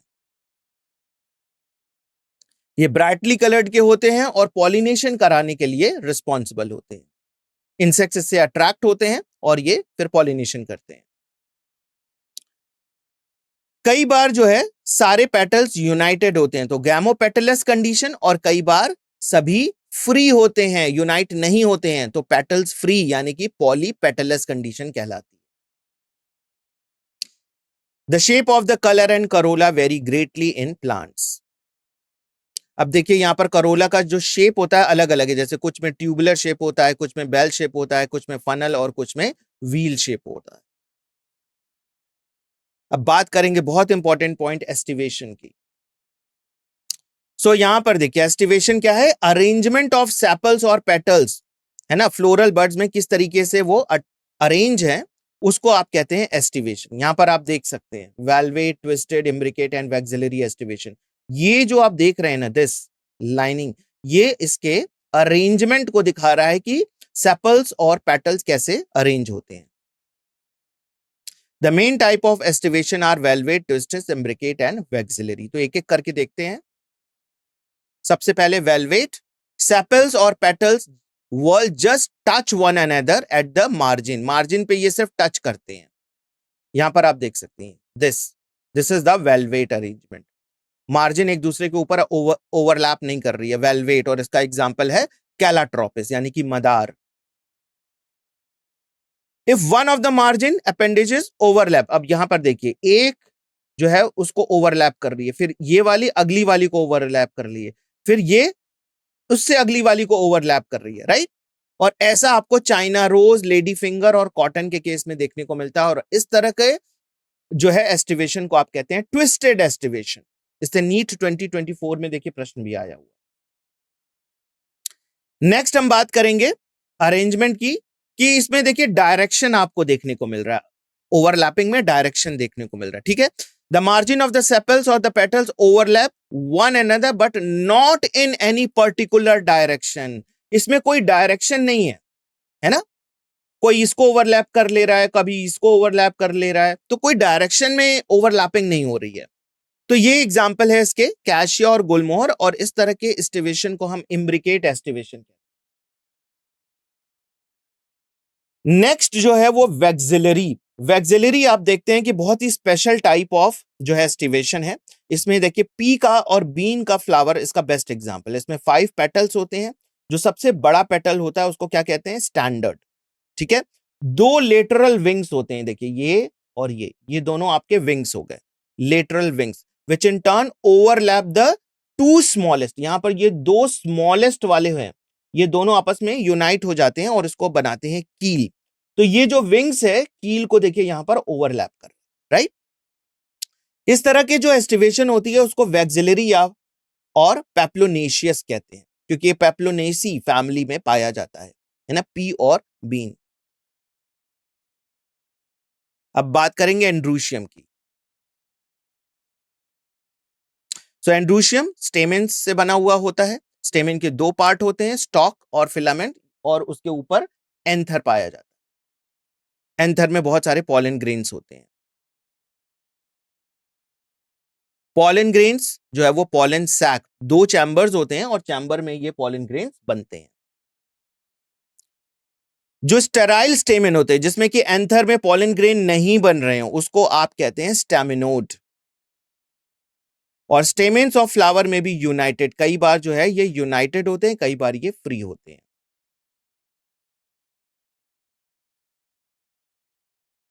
तो यहां पर देखिए यूनियन के आधार पर इसको 3 तरीके के ग्रुप में बांटा जा सकता है। The stamens are attached to the petals, जब वो पेटल से देखिए अटैच्ड होते हैं उसको एपिपेटलस कहते हैं, राइट, एज इन ब्रिंजल। और एपीफाइलस जब पेरियंथ पाई जाती है, पेरियंथ मैंने बताया था सेपल्स और पेटल्स यूनाइट होकर एक सिंगल लीफ जैसा स्ट्रक्चर होता है ना। और ये वेरियसली कलर्ड भी होते हैं कई बार। तो उस पे अगर आपके स्टेमेन्स अटैच्ड हैं तो उसको एपीफाइलस कंडीशन कहते हैं। आप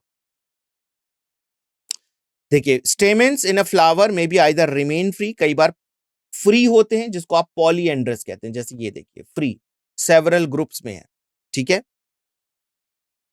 स्टेमेन्स में भी यूनाइटेड इनटू वन बंच और इन वन बंडल। जब देखिए एक ही बंडल में सारे स्टेमेन्स यूनाइट हो गए तो मोनो एडल्फस, जैसे कि चाइना रोज के केस में देखा जाता है। और 2 बंडल्स आपके 2 बंडल्स में भी प्रेजेंट होते हैं। ये देखिए डाई एडल्फस 9+1 अरेंजमेंट है, जैसे कि हमें पी प्लांट के केस में देखने को मिलता है, राइट। देखिए पी इसका एग्जाम्पल भी है, 9+1, 9 सारे स्टेमेन्स एक साथ यूनाइट हो जाते हैं और एक सिंगल अलग प्रेजेंट होता है, ठीक है। तो 2 ग्रुप हो गया। और कई बार ये पॉली एडल्फस कई ग्रुप्स में प्रेजेंट होते हैं, तो ये आपके साइट्रस के केस में देखा जाता है।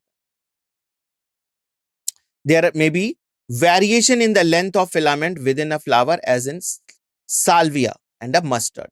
और लेंथ जो है फिलामेंट की अलग अलग साइज की हो सकती है। फिलामेंट का साइज जो है वो अलग अलग हो सकता है और इसका एग्जाम्पल मस्टर्ड और साल्विया के केस में हमें देखने को मिलता है। अब हम बात करेंगे गाइनोशियम की। So gynoecium is the female reproductive part और इसके आपको 3 पार्ट दिखाई देते हैं। सबसे ऊपर stigma, stock like structure, style, और नीचे जो थैलमस से पार्ट अटैच होता है उसको आप कहते हैं ovary. Carpel consist of 3 part, stigma, style and ovary. और ओवरी जो होता है एनलार्ज बेसल पार्ट होता है, ठीक है। The style connect the ovary on the stigma, और यहां पर जो स्टिग्मा देखिए, स्टाइल बीच में स्टॉक लाइक स्ट्रक्चर प्रेजेंट होता है। स्टिग्मा का काम है कि एक सरफेस प्रोवाइड करना जिससे कि ये पॉलन ग्रेन को रिसीव कर सके, ठीक है। ईच ओवरी बियर्स 1 और मोर ओव्यूल। ओव्यूल कहां पे प्रेजेंट होते हैं? ओवरी के अंदर, और ये प्लेसेंटा से अटैच्ड होते हैं। कुशन लाइक प्लेसेंटा होता है, उससे ये अटैच्ड होते हैं। अब हम बात करेंगे, जैसे हमने बात की थी कि जो आपका एंड्रूशियम होता है वो फ्यूज हो सकता है ना। तो यहां पर भी देखिए आपके जो कार्पेल होते हैं वो फ्यूज हो सकते हैं, फ्री भी हो सकते हैं, फ्यूज भी हो सकते हैं। व्हेन दे सारे ग्रुप में होते हैं और फ्री होते हैं, है ना। They are present, carpels are present and they may be free, as in lotus and rose. इसको आप कहते हैं एपोकार्पस। ये वाली जो कंडीशन है ना, ये एपोकार्पस कंडीशन है। यहां पर माइकेलिया भी देखिए, एक और एग्जांपल दिया हुआ है माइकेलिया, और यहां पे 2 और एग्जांपल हैं आपके, लोटस एंड रोज। आपको ये ध्यान रखना। नेक्स्ट जो है, सारे कार्पल फ्यूज हो जाते हैं, जैसा कि हमें मस्टर्ड और टोमेटो के केस में देखने को मिलता है। तो ऐसे कार्पल को आप कहते हैं syncarpous. After fertilization the ovule develops into the seed, और फर्टिलाइजेशन के बाद ओव्यूल जो है वो सीड्स में डेवलप हो जाते हैं। प्लेसेंटेशन की बात करेंगे। सो प्लेसेंटेशन क्या है? ओवरी जो है, ओव्यूल्स जो है वो ओवरी में कैसे अरेंज है, इसको आप प्लेसेंटेशन कहते हैं। तो देखिए यहां पर डिफरेंट टाइप्स ऑफ प्लेसेंटेशन देखने को मिलते हैं, namely marginal placentation, axile placentation, parietal, basal, central and free central. So marginal placentation की अगर आप बात करें तो यहां पर आप देख सकते हैं कि मार्जिन पे, ओवरी के मार्जिन पे सारे ओव्यूल्स लगे हुए हैं, जैसे कि पी के प्लांट में हमें देखने को मिलता है। एक्साइल प्लेसेंटेशन में मेन एक एक्सिस होती है, और एक्सिस से आप देख सकते हैं कि वहां पर, और ये कई पार्ट्स में, लोक्यूल्स में बटी होती है, इसलिए इसको मल्टी लॉक्यूलर कहा जाता है, राइट। इसका एक मेन एक्सिस होता है और कई लॉक्यूल्स में इसको डिवाइड कर देता है, और जो मेन एक्सिस होता है उसी से देखिए ओव्यूल्स अटैच्ड होते हैं। इसके बेस्ट एग्जांपल है China rose, tomato and lemon.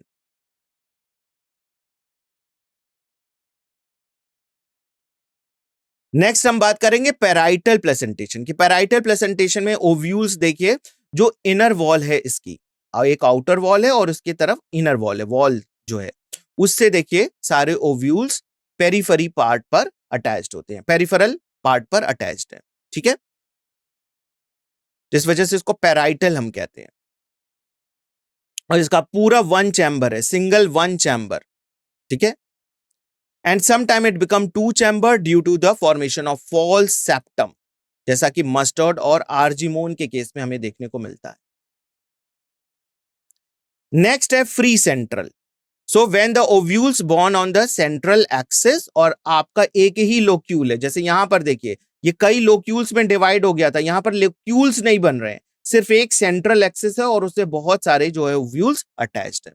ऐसे को आप बोलते हैं फ्री सेंट्रल, ठीक है। और इसके एग्जांपल हैं डायंथस एंड प्रिमरोज। लास्ट जो है वो आपका basal placentation. Basal placentation, the placenta develops at the base of the ovary. Ovary के बेस पे प्लेसेंटा डेवलप होता है और सिंगल ओव्यूल प्रेजेंट होता है, जैसा कि सनफ्लावर और मैरीगोल्ड के केस में हमें देखने को मिलता है। अब हम बात करेंगे फ्रूट्स की। सो फ्रूट क्या है? Ripened ovary is called fruit. Ovary जो है वो फर्टिलाइजेशन के बाद फ्रूट में बदल जाती है। मैच्योर ऑफ और ripened ovary develops after the fertilization, और कई बार जो है फर्टिलाइजेशन बिना हुए ओवरी जो है वो फ्रूट में बदल जाती है। ऐसे फ्रूट्स को आप पार्थेनोकार्पिक फ्रूट कहते हैं। पार्थेनोकार्पिक फ्रूट की कमर्शियल वैल्यू बहुत ज्यादा है क्योंकि उसमें सीड्स नहीं होते, है ना, जो ओव्यूल, जब फर्टिलाइजेशन ही नहीं हुआ तो ओव्यूल सीड में कैसे बदलेंगे, ठीक है, तो यहां पर ओव्यूल सीड में चेंज नहीं हो पाएंगे। मैं आपको एक चीज बताना चाहूंगा कि आपके चैट बॉक्स में जो है आज हमारा मॉर्फोलॉजी ऑफ फ्लावरिंग प्लांट्स है, तो इसके PYQ और DPP का लिंक दिया हुआ है, तो आप इस लिंक के थ्रू हमारे दिए गए DPP और PYQ क्वेश्चंस को वहां पर अटेम्प्ट कर सकते हैं। ठीक है, बढ़ते हैं आगे। फ्रूट जो है उसकी जो वॉल है, आप देखेंगे कि वॉल को आप पेरिकार्प कह रहे हैं और उसके अंदर, फ्रूट के अंदर सीड्स प्रेजेंट होते हैं। पेरिकार्प में भी ड्राई और फ्लैशी, कई बार पेरिकार्प जो उसकी आउटर जो वॉल होती है वो कभी ड्राई होती है, कभी फ्लैशी होती है। The pericarp is thick and fleshy. It is differentiated into outer epicarp. अब पेरिकार्प भी देखिए, पूरी वॉल जो है उसको आप 3 अलग अलग पार्ट्स में डिवाइड कर सकते हैं। एपिकार्प जो सबसे बाहर की होती है, मिडिल, मीजोकार्प और सबसे अंदर वाली endocarp. In mango and coconut the fruit is known as drupe, है ना। मैंगो और कोकोनट के केस में फ्रूट को आप एक नेम देते हैं। देखिए बहुत तरीके के फ्रूट्स होते हैं और उनके अलग अलग नेम्स है। यहां पर आपके एक या दो ही फ्रूट्स को मेंशन किया गया है आपके सिलेबस में, तो आपको ध्यान रखना है कि मैंगो और कोकोनट में फ्रूट को हम क्या कहते हैं, drupe. They develop from the monocarpellary superior ovary and are one seeded, सिर्फ एक सीड होता है और इनका जो ओवरी होता है कैसा होता है, सुपीरियर होता है, और ए वन कार्पल, सिर्फ सिंगल कार्पल होता है। In mango, the pericarp is well differentiated into an outer thin epicarp, middle fleshy edible part, mesocarp, and an inner stony hard endocarp. तो देखिए जो आपकी मैंगो को अगर आप देखें तो मैंगो का जो बाहर वाला कवर होता है, छिलका जो होता है वो, है ना, जिसको हम निकाल देते हैं खाते समय, वो आपका एपिकार्प है। जो आप पार्ट जो खाते हैं, एडिबल पार्ट जो है उसका, वो मीजोकार्प है, और अंदर जो स्टोनी पार्ट आ जाता है वो उसका एंडोकार्प होता है। कोकोनट के केस में, कोकोनट भी रूट का एग्जांपल है, लेकिन इसका मीजोकार्प देखिए कैसा है, फाइब्रस है, और आप कौन सा पार्ट खाते हैं वहां पर, एंडोकार्प। तो अलग अलग फ्रूट्स में एडिबल पार्ट, एडिबल जो पेरिकार्प की जो 3 लेयर्स है ना, वो अलग अलग हो सकती है ना, एडिबल पार्ट अलग हो सकती है। मीजोकार्प देखिए आपका मैंगो के केस में एडिबल है, जबकि कोकोनट के केस में एंडोकार्प जो है वो एडिबल है। The ovules after fertilization develops into seeds, और सीड्स जो है आप उसके कवर अप देखें तो सीड कोट और अंदर की तरफ एम्ब्रियो प्रेजेंट होता है। The embryo is made up of radical, embryo किससे बना हुआ है, रेडिकल होता है जो कि एम्ब्रियोनल एक्सिस में होता है, और 2 कॉटिलेडन्स भी इसके देखने को आपको मिलते हैं। स्ट्रक्चर ऑफ अ डाइकोटिलेडनस लीफ, आपको सीड कोट के अंदर जो है 2 कॉटिलेडन्स देखने को मिलते हैं। सीड कोट, ये ब्राउन कलर की सीड कोट है और उसमें आपके 2 cotyledon, seed coat has 2 layers, और सीड कोट के भी आपको 2 लेयर देखने को मिलते हैं, बाहर की तरफ आउटर टेस्टा, और इनर वाली जो लेयर होती है उसको टेगमेन कहते हैं। द हाइलम और स्कार ऑन द सीड, आप ये देख सकते हैं एक छोटा सा स्कार, ऐसे पॉइंट जैसा स्ट्रक्चर दिखाई देता है जिसको आप हाइलम कहते हैं। ये हाइलम से ही जो है वो अटैच करता है फ्रूट से। The hilum is a small pore called micropyle, और यहीं पर आप छोटा सा एक पोर लाइक स्ट्रक्चर होता है, ओपनिंग, जिसको आप माइक्रोपाइल कहते हैं। Within the seed coat is the embryo consisting of embryonal axis and 2 cotyledon, 2 cotyledon present होते हैं आपके डाइकॉट के केस में, और मोनोकॉट के केस में single cotyledon. Cotyledons are often fleshy and fully reserved food material, सारा food material इसी cotyledon में present होता है। At the end of the embryonal axis are present the radicle and the plumule, और इसी में आपका radicle और plumule वाला पार्ट प्रेजेंट होता है जो कि आपका embryonal axis में है। Some seeds such as castor, the endosperm formed as a result of double fertilization and is a food storing tissue. Endosperm जो है वो आपके डबल फर्टिलाइजेशन यानी कि ट्रिपल फ्यूजन से बनता है ना, और ये जो है आपके सीड का फूड स्टोरिंग ऑर्गन। कुछ प्लांट्स में जैसे बीन, ग्राम और पी में एंडोस्पर्म इज नॉट प्रेजेंट, है ना, in mature seed. Such seeds are called as non endospermous. कोई एंडोस्पर्म नहीं present. Structure of monocotyledonous seed. तो यहां पर मोनोकोटिलेडनस सीड में आप देखेंगे कि सीड जो है वो एंडोस्पर्मिक है, बट सम इन ऑर्किड, जैसे ऑर्किड का भी पौधा मोनोकोटिलेडन का ही एग्जांपल है, ये नॉन एंडोस्पर्मिक होता है। सीरियल्स में जैसे कि मेज के सीड कोट आप देख सकते हैं, ये मेज का ही एग्जांपल है। यहां पर ये वाला पार्ट जो है वो एंडोस्पर्मस है और ये बीच में सेंटर में आपकी एम्ब्रियो है। अगर आप इसका क्रॉस सेक्शन देखें मोनोकॉट का, तो यहां पर देख सकते हैं एंडोस्पर्म है, इसके ऊपर एल्यूरोन की एक लेयर पाई जाती है, ठीक है। नीचे की तरफ आप देखेंगे तो यहां पर इसका एम्ब्रियोनल एक्सेस है। एम्ब्रियो में आपके दो पार्ट दिखाई देते हैं, नीचे की तरफ वाला पार्ट रेडिकल होता है, ठीक है, और रेडिकल को कवर करते हुए एक लीफ जैसी स्ट्रक्चर होती है, एक शीथ, जिसको कोलियोराइजा कहते हैं। वहीं आपका प्लूम्यूल वाला जो पार्ट है, प्लूम्यूल को भी देखिए ऊपर से कवरिंग प्रेजेंट होती है, उसको आप कोलियोप्टाइल कहते हैं। ठीक आपके इसके ऊपर, कोलियोप्टाइल के ऊपर छोटा सा पार्ट होता है जो कि आपका मोनोकॉट का कॉटिलेडन है, इसको आप कहते हैं स्कूटेलम। तो endosperm is a bulky and store food. ये पूरा आप देख सकते हैं, मेजर पार्ट सीड का एंडोस्पर्म है और ये फूड को स्टोर करता है। और एंडोस्पर्म की जो बाहर की जो लेयर होती है, प्रोटीनिशियस कवरिंग होती है, उसको एल्यूरोन लेयर कहते हैं। एम्ब्रियो इज स्मॉल, छोटा एम्ब्रियो होता है, situated in a groove at the end of the endosperm, consist of a large and shield shaped cotyledon known as scutellum. देखिए मैंने पहले भी बताया था, इसका जो है टॉप पर यहां पर प्लूम्यूल के ठीक ऊपर वाला रीजन जो होता है ट्रायंगुलर शेप में, वो स्कूटेलम होता है। प्लूम्यूल और रेडिकल जो है वो शीथ लाइक स्ट्रक्चर से प्रोटेक्टेड होते हैं, जिनको आप कोलियोप्टाइल एंड कोलियोराइजा कहते हैं।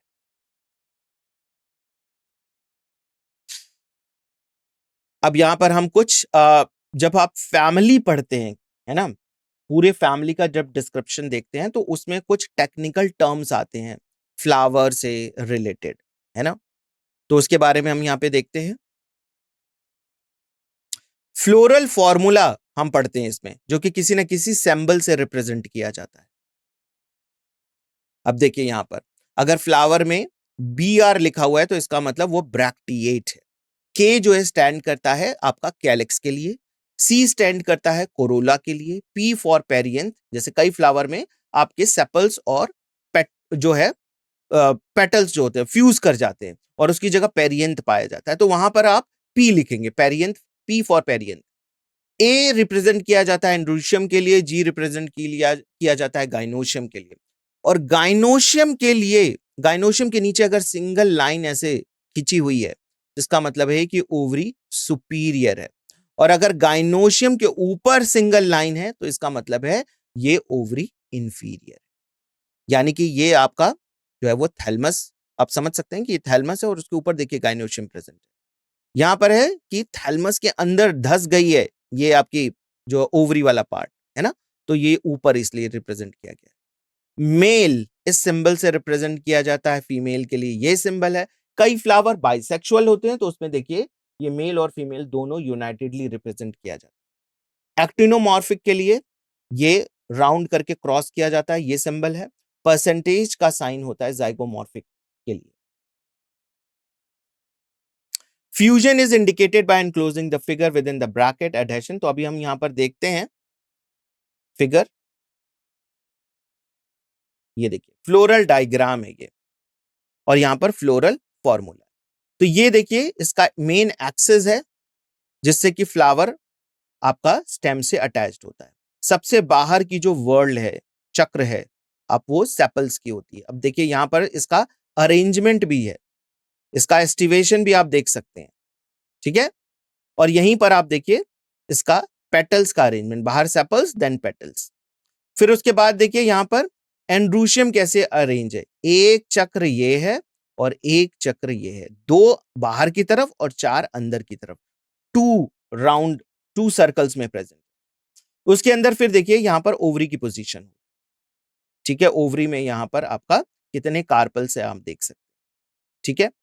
यहां पर देखिए एक्टिनोमॉर्फिक, आप इस फ्लावर को यहां से 2 एक्सेस में डिवाइड कर सकते हैं, यहां से 2 एक्सेस में डिवाइड कर सकते हैं, ठीक है, तो एक्टिनोमॉर्फिक हो गया। मेल और फीमेल रिप्रोडक्टिव ऑर्गन दोनों प्रेजेंट है, इसलिए ये सिंबल है, ऊपर एरो है मेल, नीचे प्लस है फीमेल, दोनों एक ही में प्रेजेंट है। के 2+2, 2 बाहर की तरफ और 2 अंदर की तरफ, इसलिए 2+2, अदरवाइज हम 4 भी लिख सकते थे। जैसे देखिए करोला, ये बिल्कुल एक जैसे हैं चारों, है ना, तो इसलिए सिंगल C4 लिखा हमने। एंडोशियम 2+4, क्योंकि बाहर की तरफ 2 प्रेजेंट है और अंदर की तरफ 4 प्रेजेंट, तो 2+4। गाइनोशियम, गाइनोशियम सबसे ऊपर प्रेजेंट है, वर्ल्ड में सबसे ऊपर प्रेजेंट है, इसलिए आप इसको सुपीरियर कह रहे हैं। और कितने कार्पल्स हैं? 2, और आपस में फ्यूज हैं, तो इसलिए इसको ब्रैकेट में लिखा, ठीक है। तो floral formula and floral diagram, जब आप फ्लावर स्टडी करते हैं तो ये आपको स्टडी करना होता है। कई बार एग्जामिनेशन में इसी से रिलेटेड प्रश्न पूछते हैं, फ्लोरल डायग्राम और फ्लोरल फॉर्मूला के बारे में।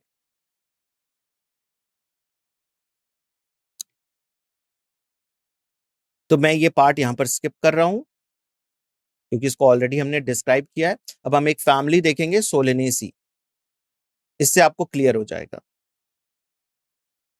इसको पोटैटो फैमिली भी कहा जाता है क्योंकि पोटैटो इसका बहुत ही इंपॉर्टेंट इस फैमिली का पौधा है ना, और इसको बहुत ही लार्ज फैमिली है, कॉमनली पोटैटो फैमिली कहा जाता है।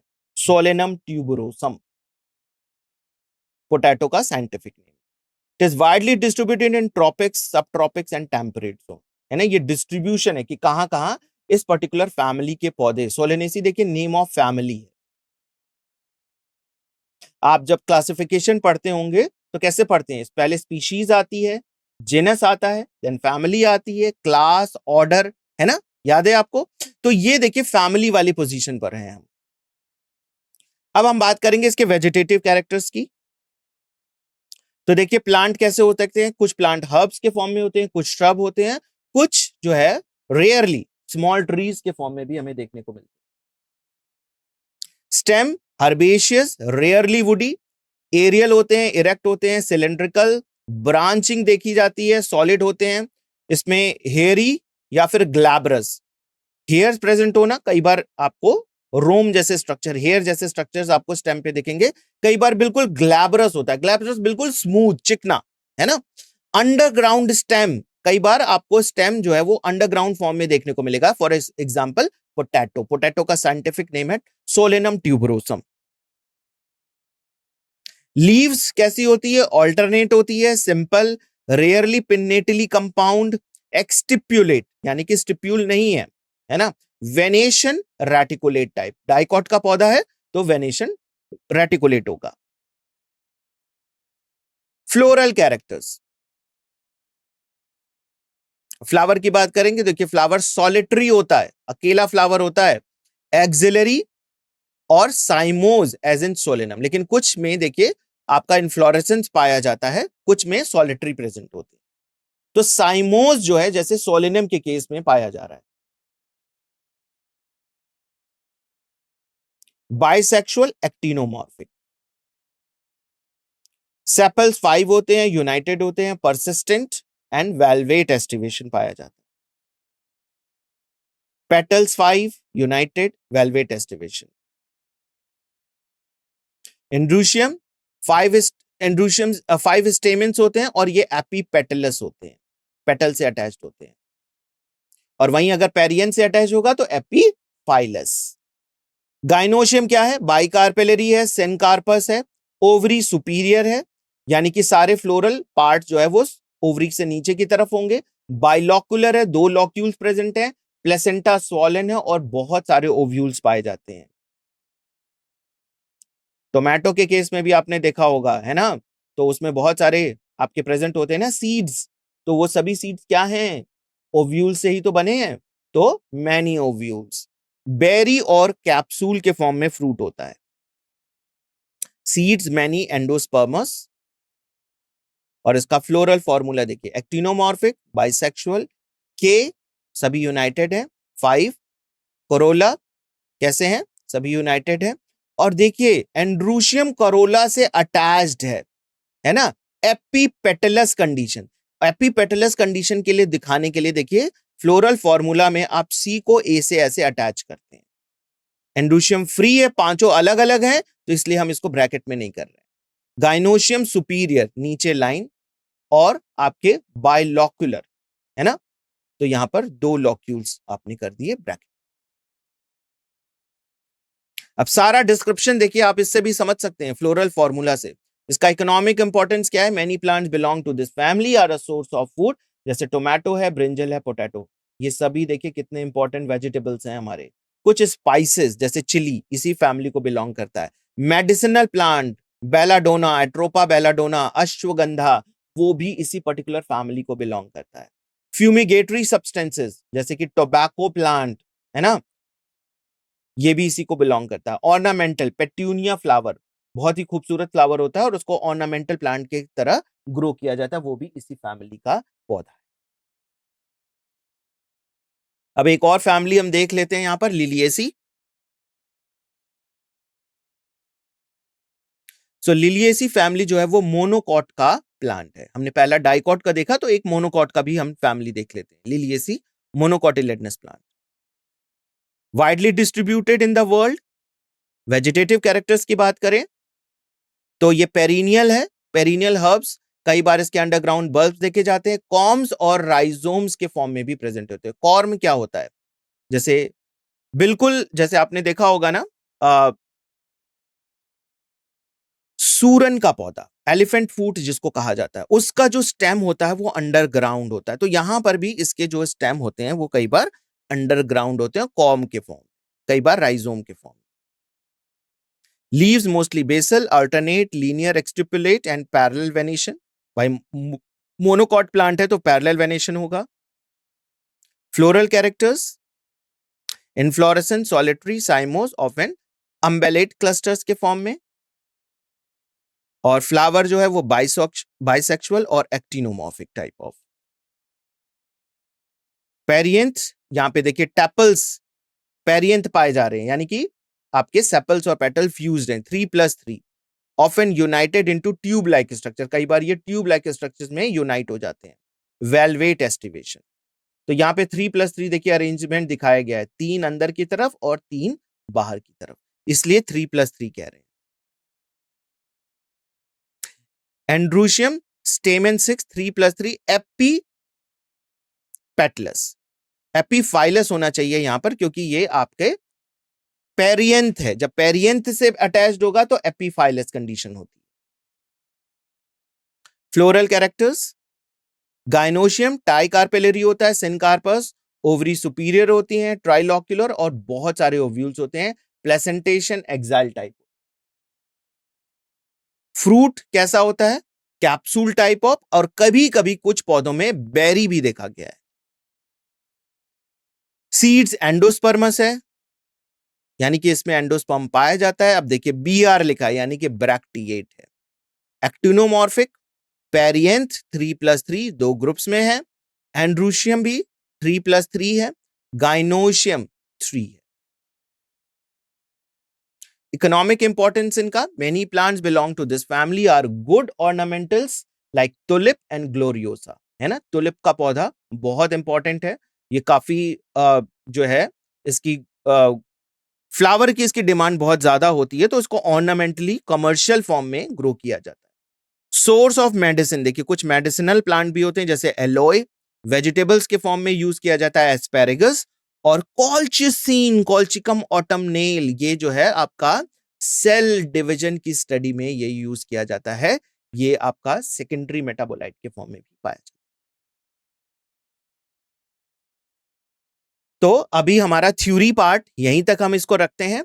अब इसके बाद हम देखते हैं कि हमारे जो है प्रीवियस ईयर्स में नीट के आए हुए कुछ क्वेश्चन। तो अब हम यहां पर morphology of flowering plants NEET PYQs, previous years questions को कुछ यहां पर डिस्कस करते हैं।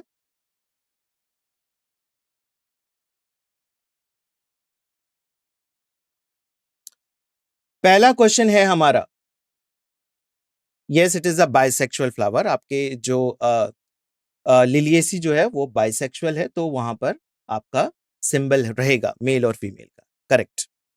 चलिए पहला क्वेश्चन हम यहां पर देखते हैं। Cotyledons of maize grain is called.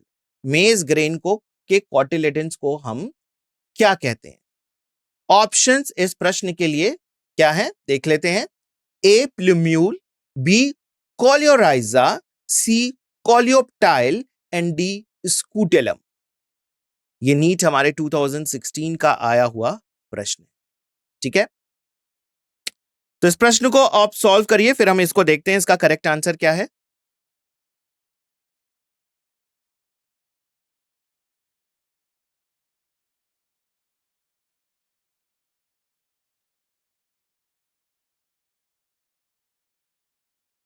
बढ़ते हैं इस प्रश्न के उत्तर की तरफ।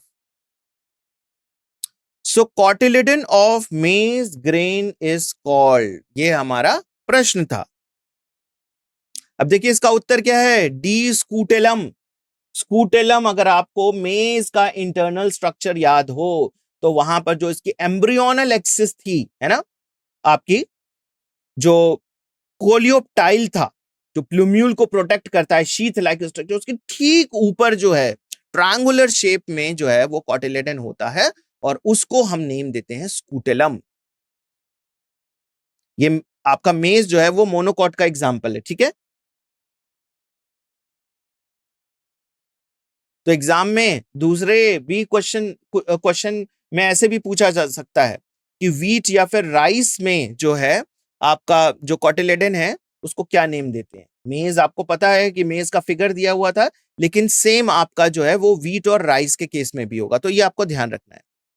सो इसका एक्सप्लेनेशन देखते हैं। Cotyledons are known as seed leaves and they are attached to the embryonic axis या फिर एम्ब्रियोनल एक्सिस।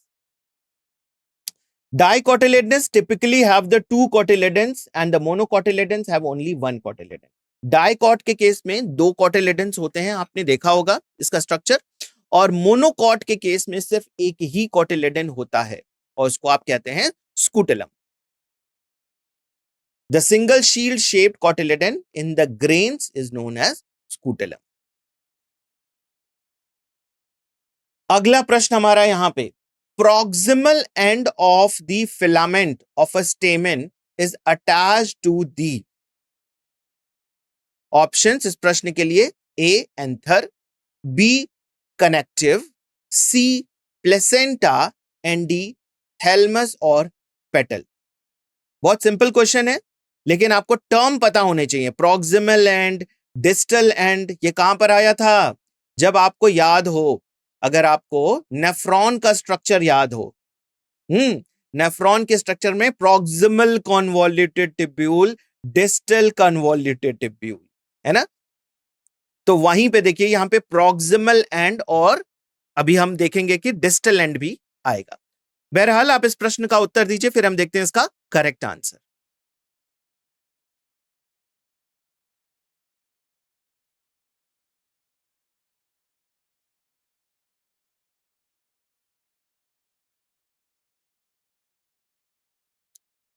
चलिए बढ़ते हैं इस प्रश्न के सही उत्तर की तरफ।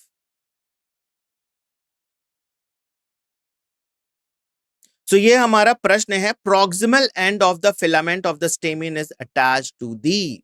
प्रॉक्सिमल एंड, ये हमारा प्रश्न था कि प्रॉक्सिमल एंड जो है वो फिलामेंट ऑफ स्टेमेन जो है वो किससे अटैच्ड होता है। सो देखिए आपका डी ऑप्शन बिल्कुल सही है, थैलमस और पेटल्स, राइट। थैलमस या फिर पेटल जो है वो प्रॉक्सिमल एंड है, और इसका डिस्टल एंड किससे अटैच्ड होता है? एंथर से। इसीलिए मैंने कहा था कि ये अगर टर्म पता होगा तभी आप करेक्ट आंसर दे पाएंगे, राइट।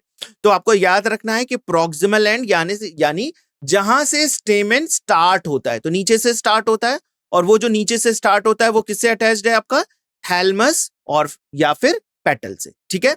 और डिस्टल एंड, इसका डिस्टल एंड यानी कि जो बिल्कुल टॉप पर पहुंच जाता है, जब ये एंड होता है आपका फिलामेंट, तो ये फिर एंथर से अटैच्ड होता है, तो डिस्टल एंड एंथर से अटैच्ड है। इसका explanation, the proximal end is attached to the thalamus whereas the distal end bears anther. Petals इसलिए लिखा है कि कई बार जो है आपके स्टेमेन जो है वो पेटल से अटैच्ड होते हैं, है ना, एपीपेटलस कंडीशन, तो वहां पर पेटल से अटैच्ड है, ठीक है।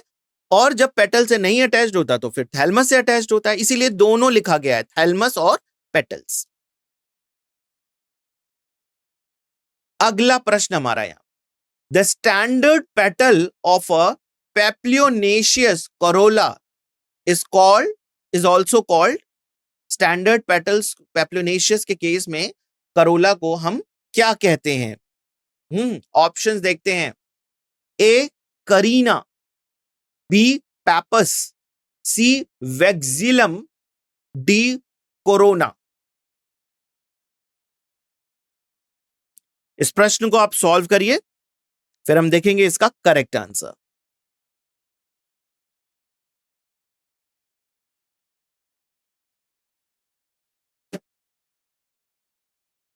चलिए बढ़ते हैं इस प्रश्न के सही उत्तर की तरफ।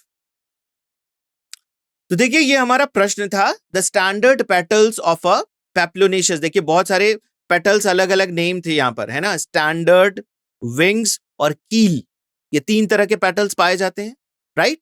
जो सबसे बड़ा वाला होता है सबसे बाहर की तरफ, दैट इज स्टैंडर्ड पेटल। तो उसको क्या कहते हैं? आंसर है सी, वैक्सिलम, करेक्ट आंसर। इसका एक्सप्लेनेशन देखते हैं, papilionaceous flower are the flower with a characteristic irregular और बटरफ्लाई लाइक कोरोला। थोड़ा सा इररेगुलर होता है पैप्लोनेशियस के केस में। A single large upper petal is known as the banner और वैक्सिलम। इसको बैनर या फिर वैक्सिलम के नाम दिए जाते हैं, जो बिल्कुल स्टैंडर्ड वाला है, ठीक है। And the name has been derived from the ancient military standard. अगला प्रश्न हमारा यहां पर स्क्रीन पे, stems modified into flat green organs performing the functions of leaves are known as। जो stems जो है वो फ्लैट ग्रीन कलर के होते हैं, है ना, स्टेम की बात कर रहे हैं, स्टेम्स फ्लैट ग्रीन कलर के होते हैं, लेकिन वो फंक्शन किसका कर रहे हैं? लीव्स का फंक्शन कर रहे हैं, ठीक है। उनको आप क्या कहते हैं? ऑप्शंस देखते हैं इस प्रश्न के क्या क्या हैं। A cladodes, B phyllodes, C phylloclades and D scales. इस प्रश्न को आप सॉल्व करिए, फिर हम देखेंगे इसका करेक्ट आंसर।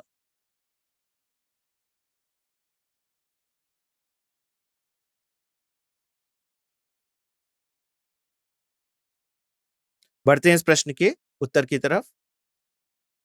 तो ये हमारा प्रश्न था, इस प्रश्न का उत्तर है सी वाला ऑप्शन, फाइलोक्लेड्स, यानी कि स्टेम जब फ्लैट हो जाए और लीफ का फंक्शन परफॉर्म करना शुरू कर दे। लीफ का क्या फंक्शन था? फोटोसिंथेसिस करना, राइट।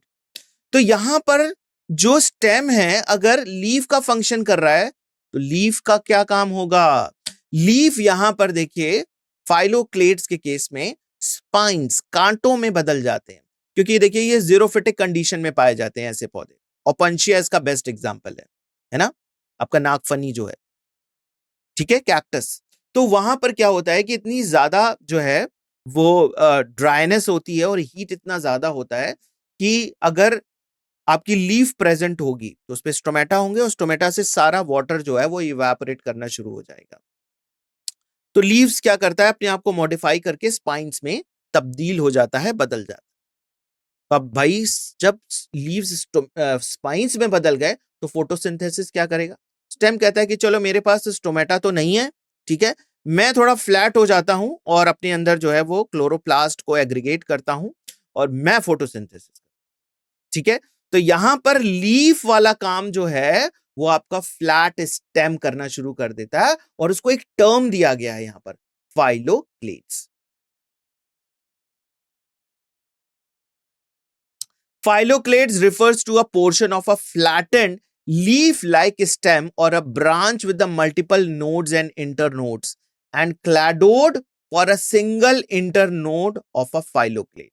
जो सिंगल इंटरनोड है उसको आप कहते हैं क्लैडोड वाला portion phylloclade. In some plant the petioles, आपकी देखिए जो पेटियोल जो होती है ना वो फ्लैट हो जाती है और वाइडन हो जाती है, जैसे कि आपका अकेशिया, ऑस्ट्रेलियन अकेशिया के केस में जब मैं थ्योरी आपको बता रहा था वहां पर भी आया था कि ऑस्ट्रेलियन अकेशिया क्या करते हैं कि लीव्स को शेड ऑफ कर देते हैं, है ना। तो लीव को जब शेड ऑफ कर दिया तो फोटोसिंथेसिस भाई कौन करेगा? पेटियोल कहती है कि मैं जो है वो लीव जैसा स्ट्रक्चर जो है वो ले लेती हूं और मैं जो है वो फोटोसिंथेसिस करूं।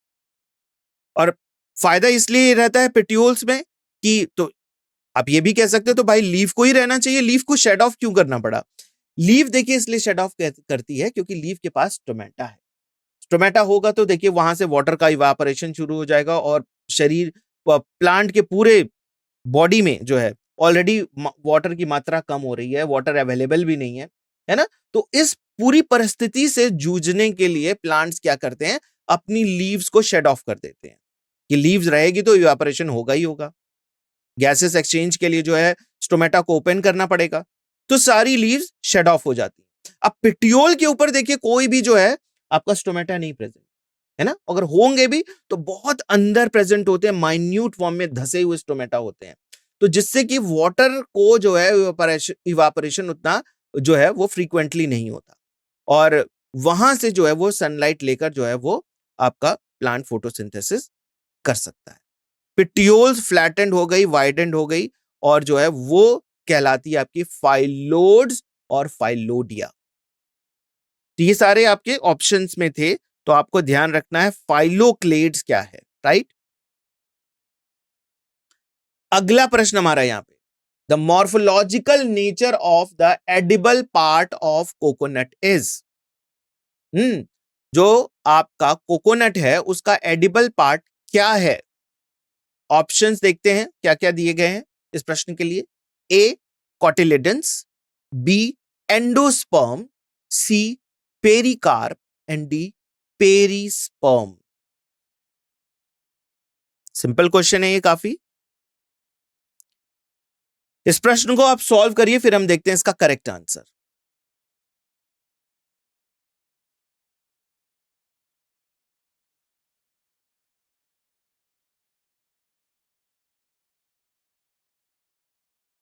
चलिए बढ़ते हैं इस प्रश्न के उत्तर की तरफ। तो यहां पर जो एडिबल पार्ट था कोकोनट का वो पूछा जा रहा था, उसका मॉर्फोलॉजिकल नेचर क्या है। सो देखिए बी एंडोस्पर्म बिल्कुल करेक्ट आंसर है ना। पेरिकार्प नहीं होगा, वो तो वॉल होती है और उसमें आपका स्पष्ट लिखा हुआ है टेक्स्ट में, आपके एनसीईआरटी बुक में भी, कि जो पेरिकार्प होता है वो आपका कोकोनट के केस में फाइब्रस लेयर है ना। आपका एंडोकार्प फाइब्रस लेयर है और बाहर की तरफ जो है उसकी एक और लेयर पहले प्रेजेंट होती है। जब ग्रीन वाला आप कोकोनट देखते हैं ना तो बिल्कुल स्मूथ होता है ग्रीन कलर का, जब उसकी लेयर हटती है तो अंदर फाइब्रस लेयर आती है, वो आपका एंडोकार्प है, मीजोकार्प है। और उसके बाद एंडोकार्प आता है और उसके बाद जो है वो आपका एंडोस्पर्म प्रेजेंट होता है। तो जो एडिबल पार्ट हम खा रहे हैं कोकोनट में वो उसका एंडोस्पर्म है। बहुत इंपॉर्टेंट प्रश्न है ये, ठीक है।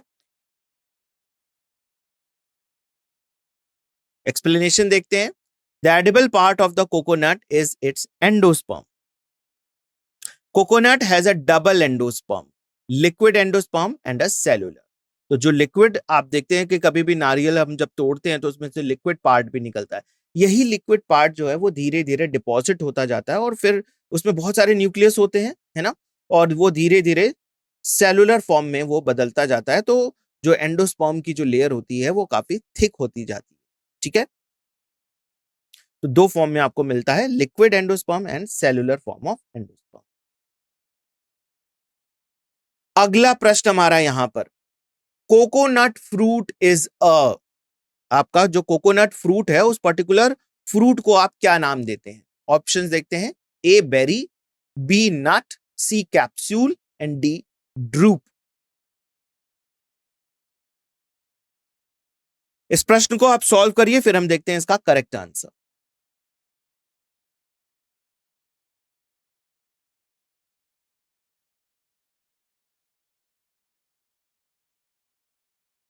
चलिए देखते हैं इस प्रश्न का सही उत्तर।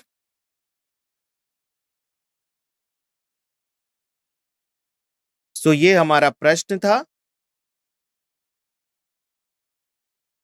और इसका सही उत्तर है हमारा डी वाला ऑप्शन ड्रूप।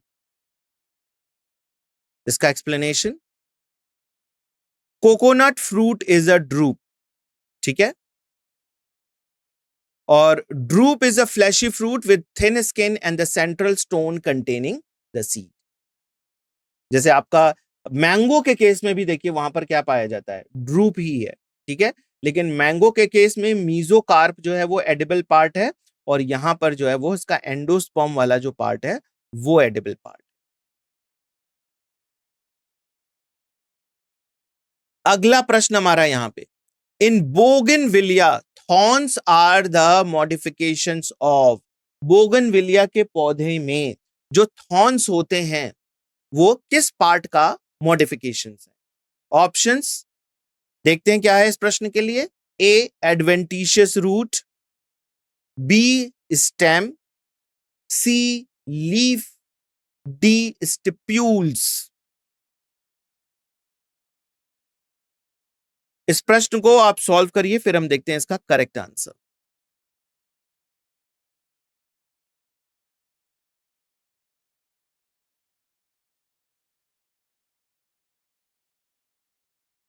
चलिए बढ़ते हैं इस प्रश्न के सही उत्तर की तरफ। In bougainvillea thorns are the modifications of, ये हमारा प्रश्न था और देखिए इसका उत्तर है बी स्टेम, लीफ नहीं है, ठीक है, लीफ का मॉडिफिकेशन थॉर्न्स नहीं है यहां पर जो है वो आपका स्टेम जो है, स्टेम पार्ट जो है वो थॉर्न्स में चेंज होते हैं। इसका explanation, thorns are hard, thorns जो होते हैं, थॉर्न्स जो होते हैं वो हार्ड होते हैं, पॉइंटेड होते हैं, स्ट्रेट स्ट्रक्चर्स होते हैं, protection against the grazing animal, grazing animal से ये प्रोटेक्ट करते हैं, है ना। These are modified stem, not leaves. So इसको आपको ध्यान रखना है, इंपॉर्टेंट पार्ट है। कई बार मैच द कॉलम में भी इसको पूछा जा सकता है, ठीक है। चलिए अगला प्रश्न हमारा यहां पे, plants which produce characteristic pneumatophores and show vivipary belongs to. Options इस प्रश्न के लिए क्या क्या है देख लेते हैं एक बार। ए हेलोफाइट्स, बी स्पैमोफाइट्स, सी हाइड्रोफाइट्स, डी मीजोफाइट्स। 2017 में यह प्रश्न आया है, ठीक है। चलिए इस प्रश्न का आप उत्तर दीजिए, फिर हम देखते हैं इसका करेक्ट आंसर।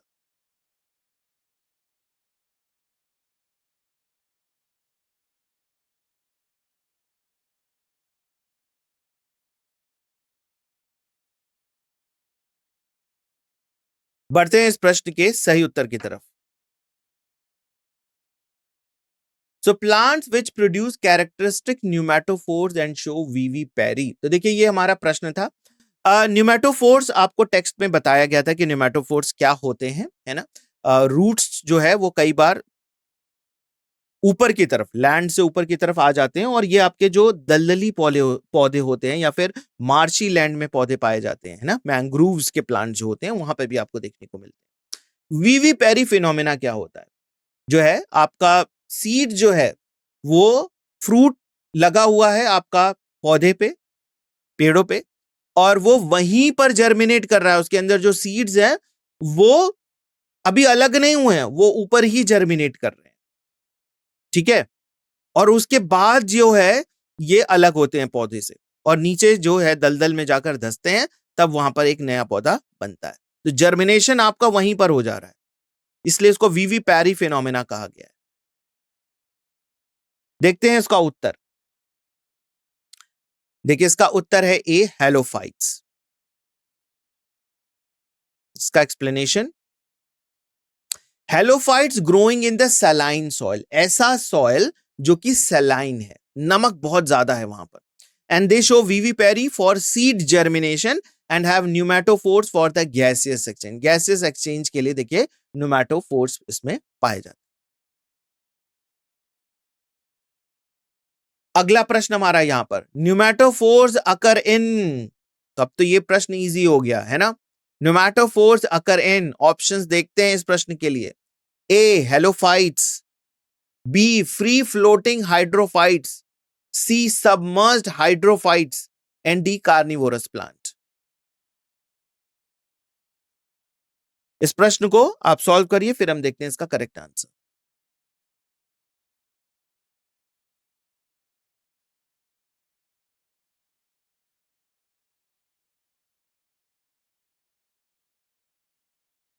चलिए बढ़ते हैं इस प्रश्न के सही उत्तर की तरफ। तो न्यूमेटोफोर्स अकर इन, ये हमारा प्रश्न था। और ये कैसे पौधे हैं? हेलोफाइट्स। हेलोफाइट्स मतलब, हेलो का मतलब होता है सॉल्ट, ठीक है। सॉल्ट में, सॉल्ट एनवायरनमेंट में पाए जाने वाले, फाइट्स मतलब पौधे, सॉल्ट एनवायरनमेंट में पाए जाने वाले पौधे। Some lateral roots of the mangroves become specialized as pneumatophores in saline mud flats. And these are the lateral roots that grow upward, negative geotropism, है ना, ये ऊपर की तरफ आते हैं और ये आपको, ये कहते हैं, इसको कहते हैं आप negative geotropism for varying distances and function as the site of oxygen intake for submerged primary root system. ये इसका explanation। अगला प्रश्न हमारा, sweet potato is a modified, इस प्रश्न के लिए जो ऑप्शंस हैं देखते हैं उस पर क्या क्या है। ए, स्टेम, ये स्टेम का मॉडिफिकेशन है। B, adventitious root, C, rhizome, and D, tap root. तो स्वीट पोटैटो किसका मॉडिफिकेशन है? इस प्रश्न को आप सॉल्व करिए, फिर हम देखते हैं इसका करेक्ट आंसर।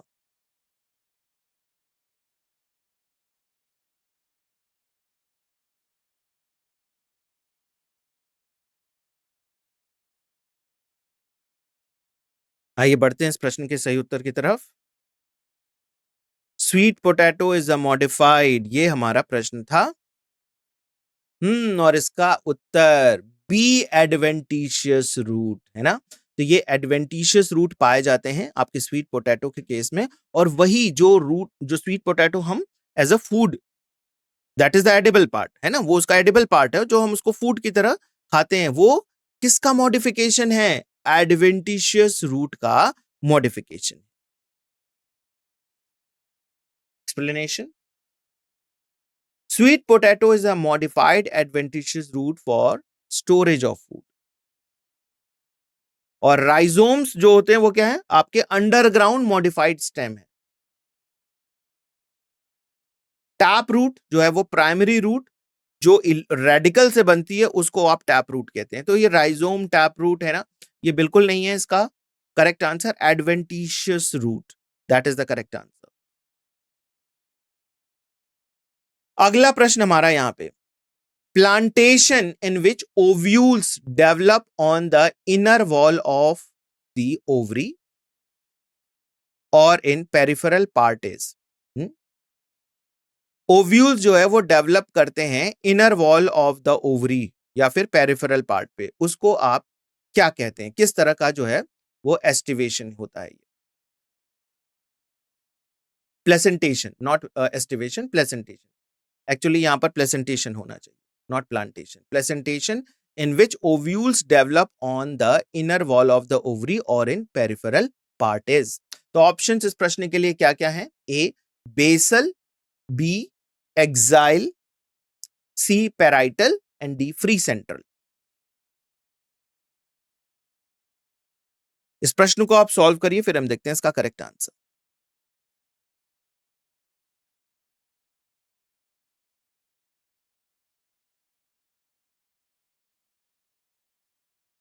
चलिए बढ़ते हैं इस प्रश्न के सही उत्तर की तरफ। तो placentation in which ovules develop on the inner wall of the ovary और इन द पेरिफेरल पार्ट, ये हमारा प्रश्न था, ठीक है। So this is placentation.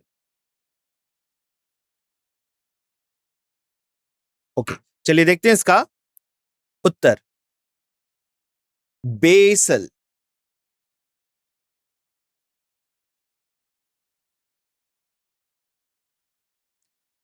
इसका उत्तर जो है आपका पेराइटल होना चाहिए, not the basal. Okay, parietal placentation जो है that is the correct answer. ये पेराइटल प्लेसेंटेशन इनर वॉल पे, पेरीफेरी पर ऐसे इनर वॉल पे जो है वो ओव्यूल्स लगे हुए। So in parietal placentation, the ovule develops on the inner wall of the ovary or in the peripheral part, and the number of placenta corresponds to the number of carpels. It occur in bicarpellary or multicarpellary but unilocular ovary, जैसे कि mustard और argemone के case. अगला प्रश्न हमारा यहां पे, ray florets have options: A, superior ovary; B, hypogynous ovary; C, half inferior ovary; and D, inferior ovary। 2020 में आया हुआ ये प्रश्न है। रे फ्लोरेट्स जो है वो क्या है, उनके पास क्या पाया जाता है? ऑप्शंस देखिए और इस प्रश्न का उत्तर दीजिए।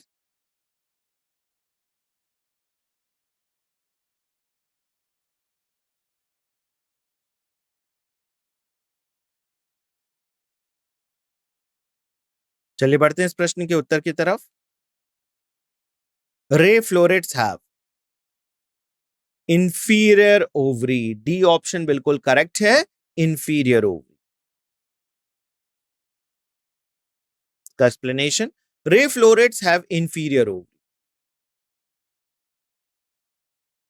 यानी कि जितने भी फ्लोरल पार्ट्स होंगे वो सभी ओवरी से अबव होंगे, right. Ray floret is a condition in the flower where any of a number of strap shaped and the typically sterile florets that forms the ray, है ना।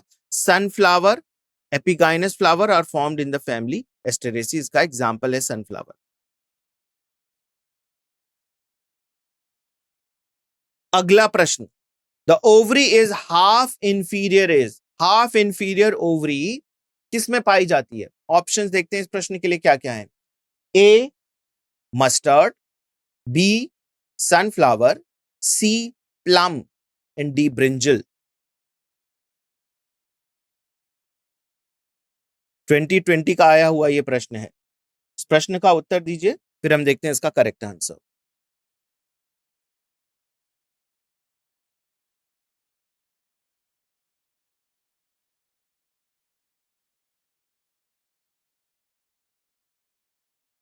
चलिए बढ़ते हैं सही उत्तर की तरफ।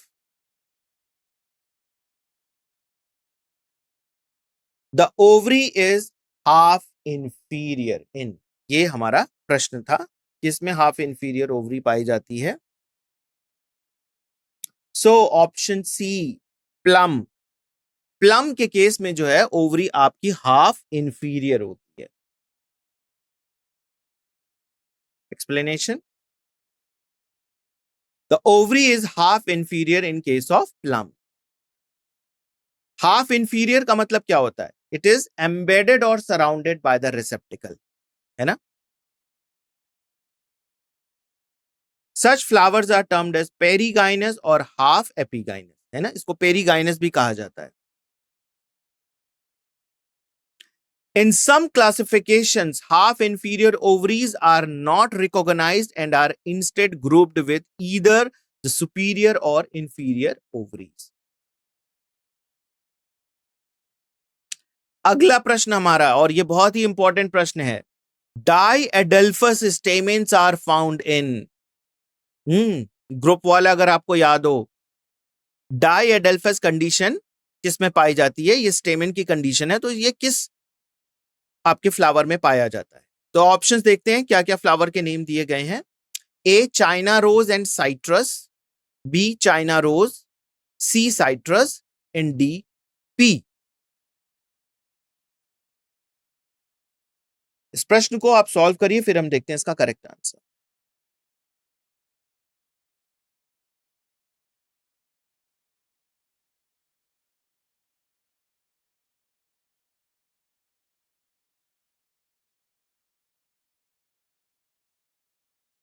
चलिए देखते हैं इस प्रश्न का सही उत्तर।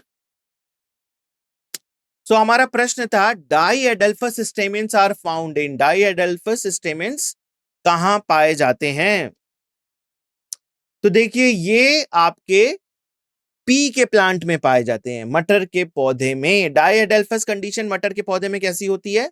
9+1, है ना, 9+1 मतलब 9 स्टेमेन एक साथ एक ग्रुप में प्रेजेंट होते हैं और एक सिंगल स्टेमेन अलग होता है, इसलिए इसको 9+1 अरेंजमेंट कहा जाता है और ये हमें पीप के प्लांट में देखने को मिलता है। Explanation: In diadelphous condition, the stamens are arranged in 2 bundles, इसलिए diadelphous इसके लिए लिखा गया है। और इसका बेस्ट एग्जांपल है P. Monoadelphous stamens are grouped in a single bundle, whereas polyadelphous stamens are occur in more than 2 bundles. China rose has monoadelphous, और जो आपका साइट्रस है वो आपका पॉलीएडेल्फस कंडीशन जो है वो शो करता है।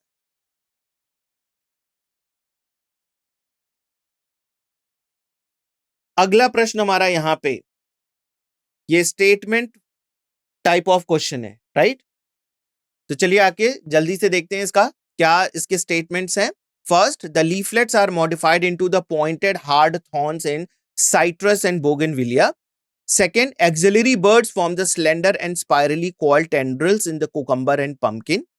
Third statement, stem is flattened and fleshy in case of opuntia and modified to form functions of leaf. Fourth, rhizophora show vertically upward growing roots that help to get oxygen for respiration. Fifth, subaerially growing stems in the grasses are strawberry help in the vegetative propagation. तो आपको correct statement, identify the correct set of statement. क्या set है ये आपके options में दिए गए हैं। A first and fourth only, B second third fourth and fifth only, C first second fourth and fifth only, and option D says second and third only. 22 का आया हुआ ये प्रश्न है, आप इसको सॉल्व करिए, फिर हम देखते हैं इसका करेक्ट आंसर।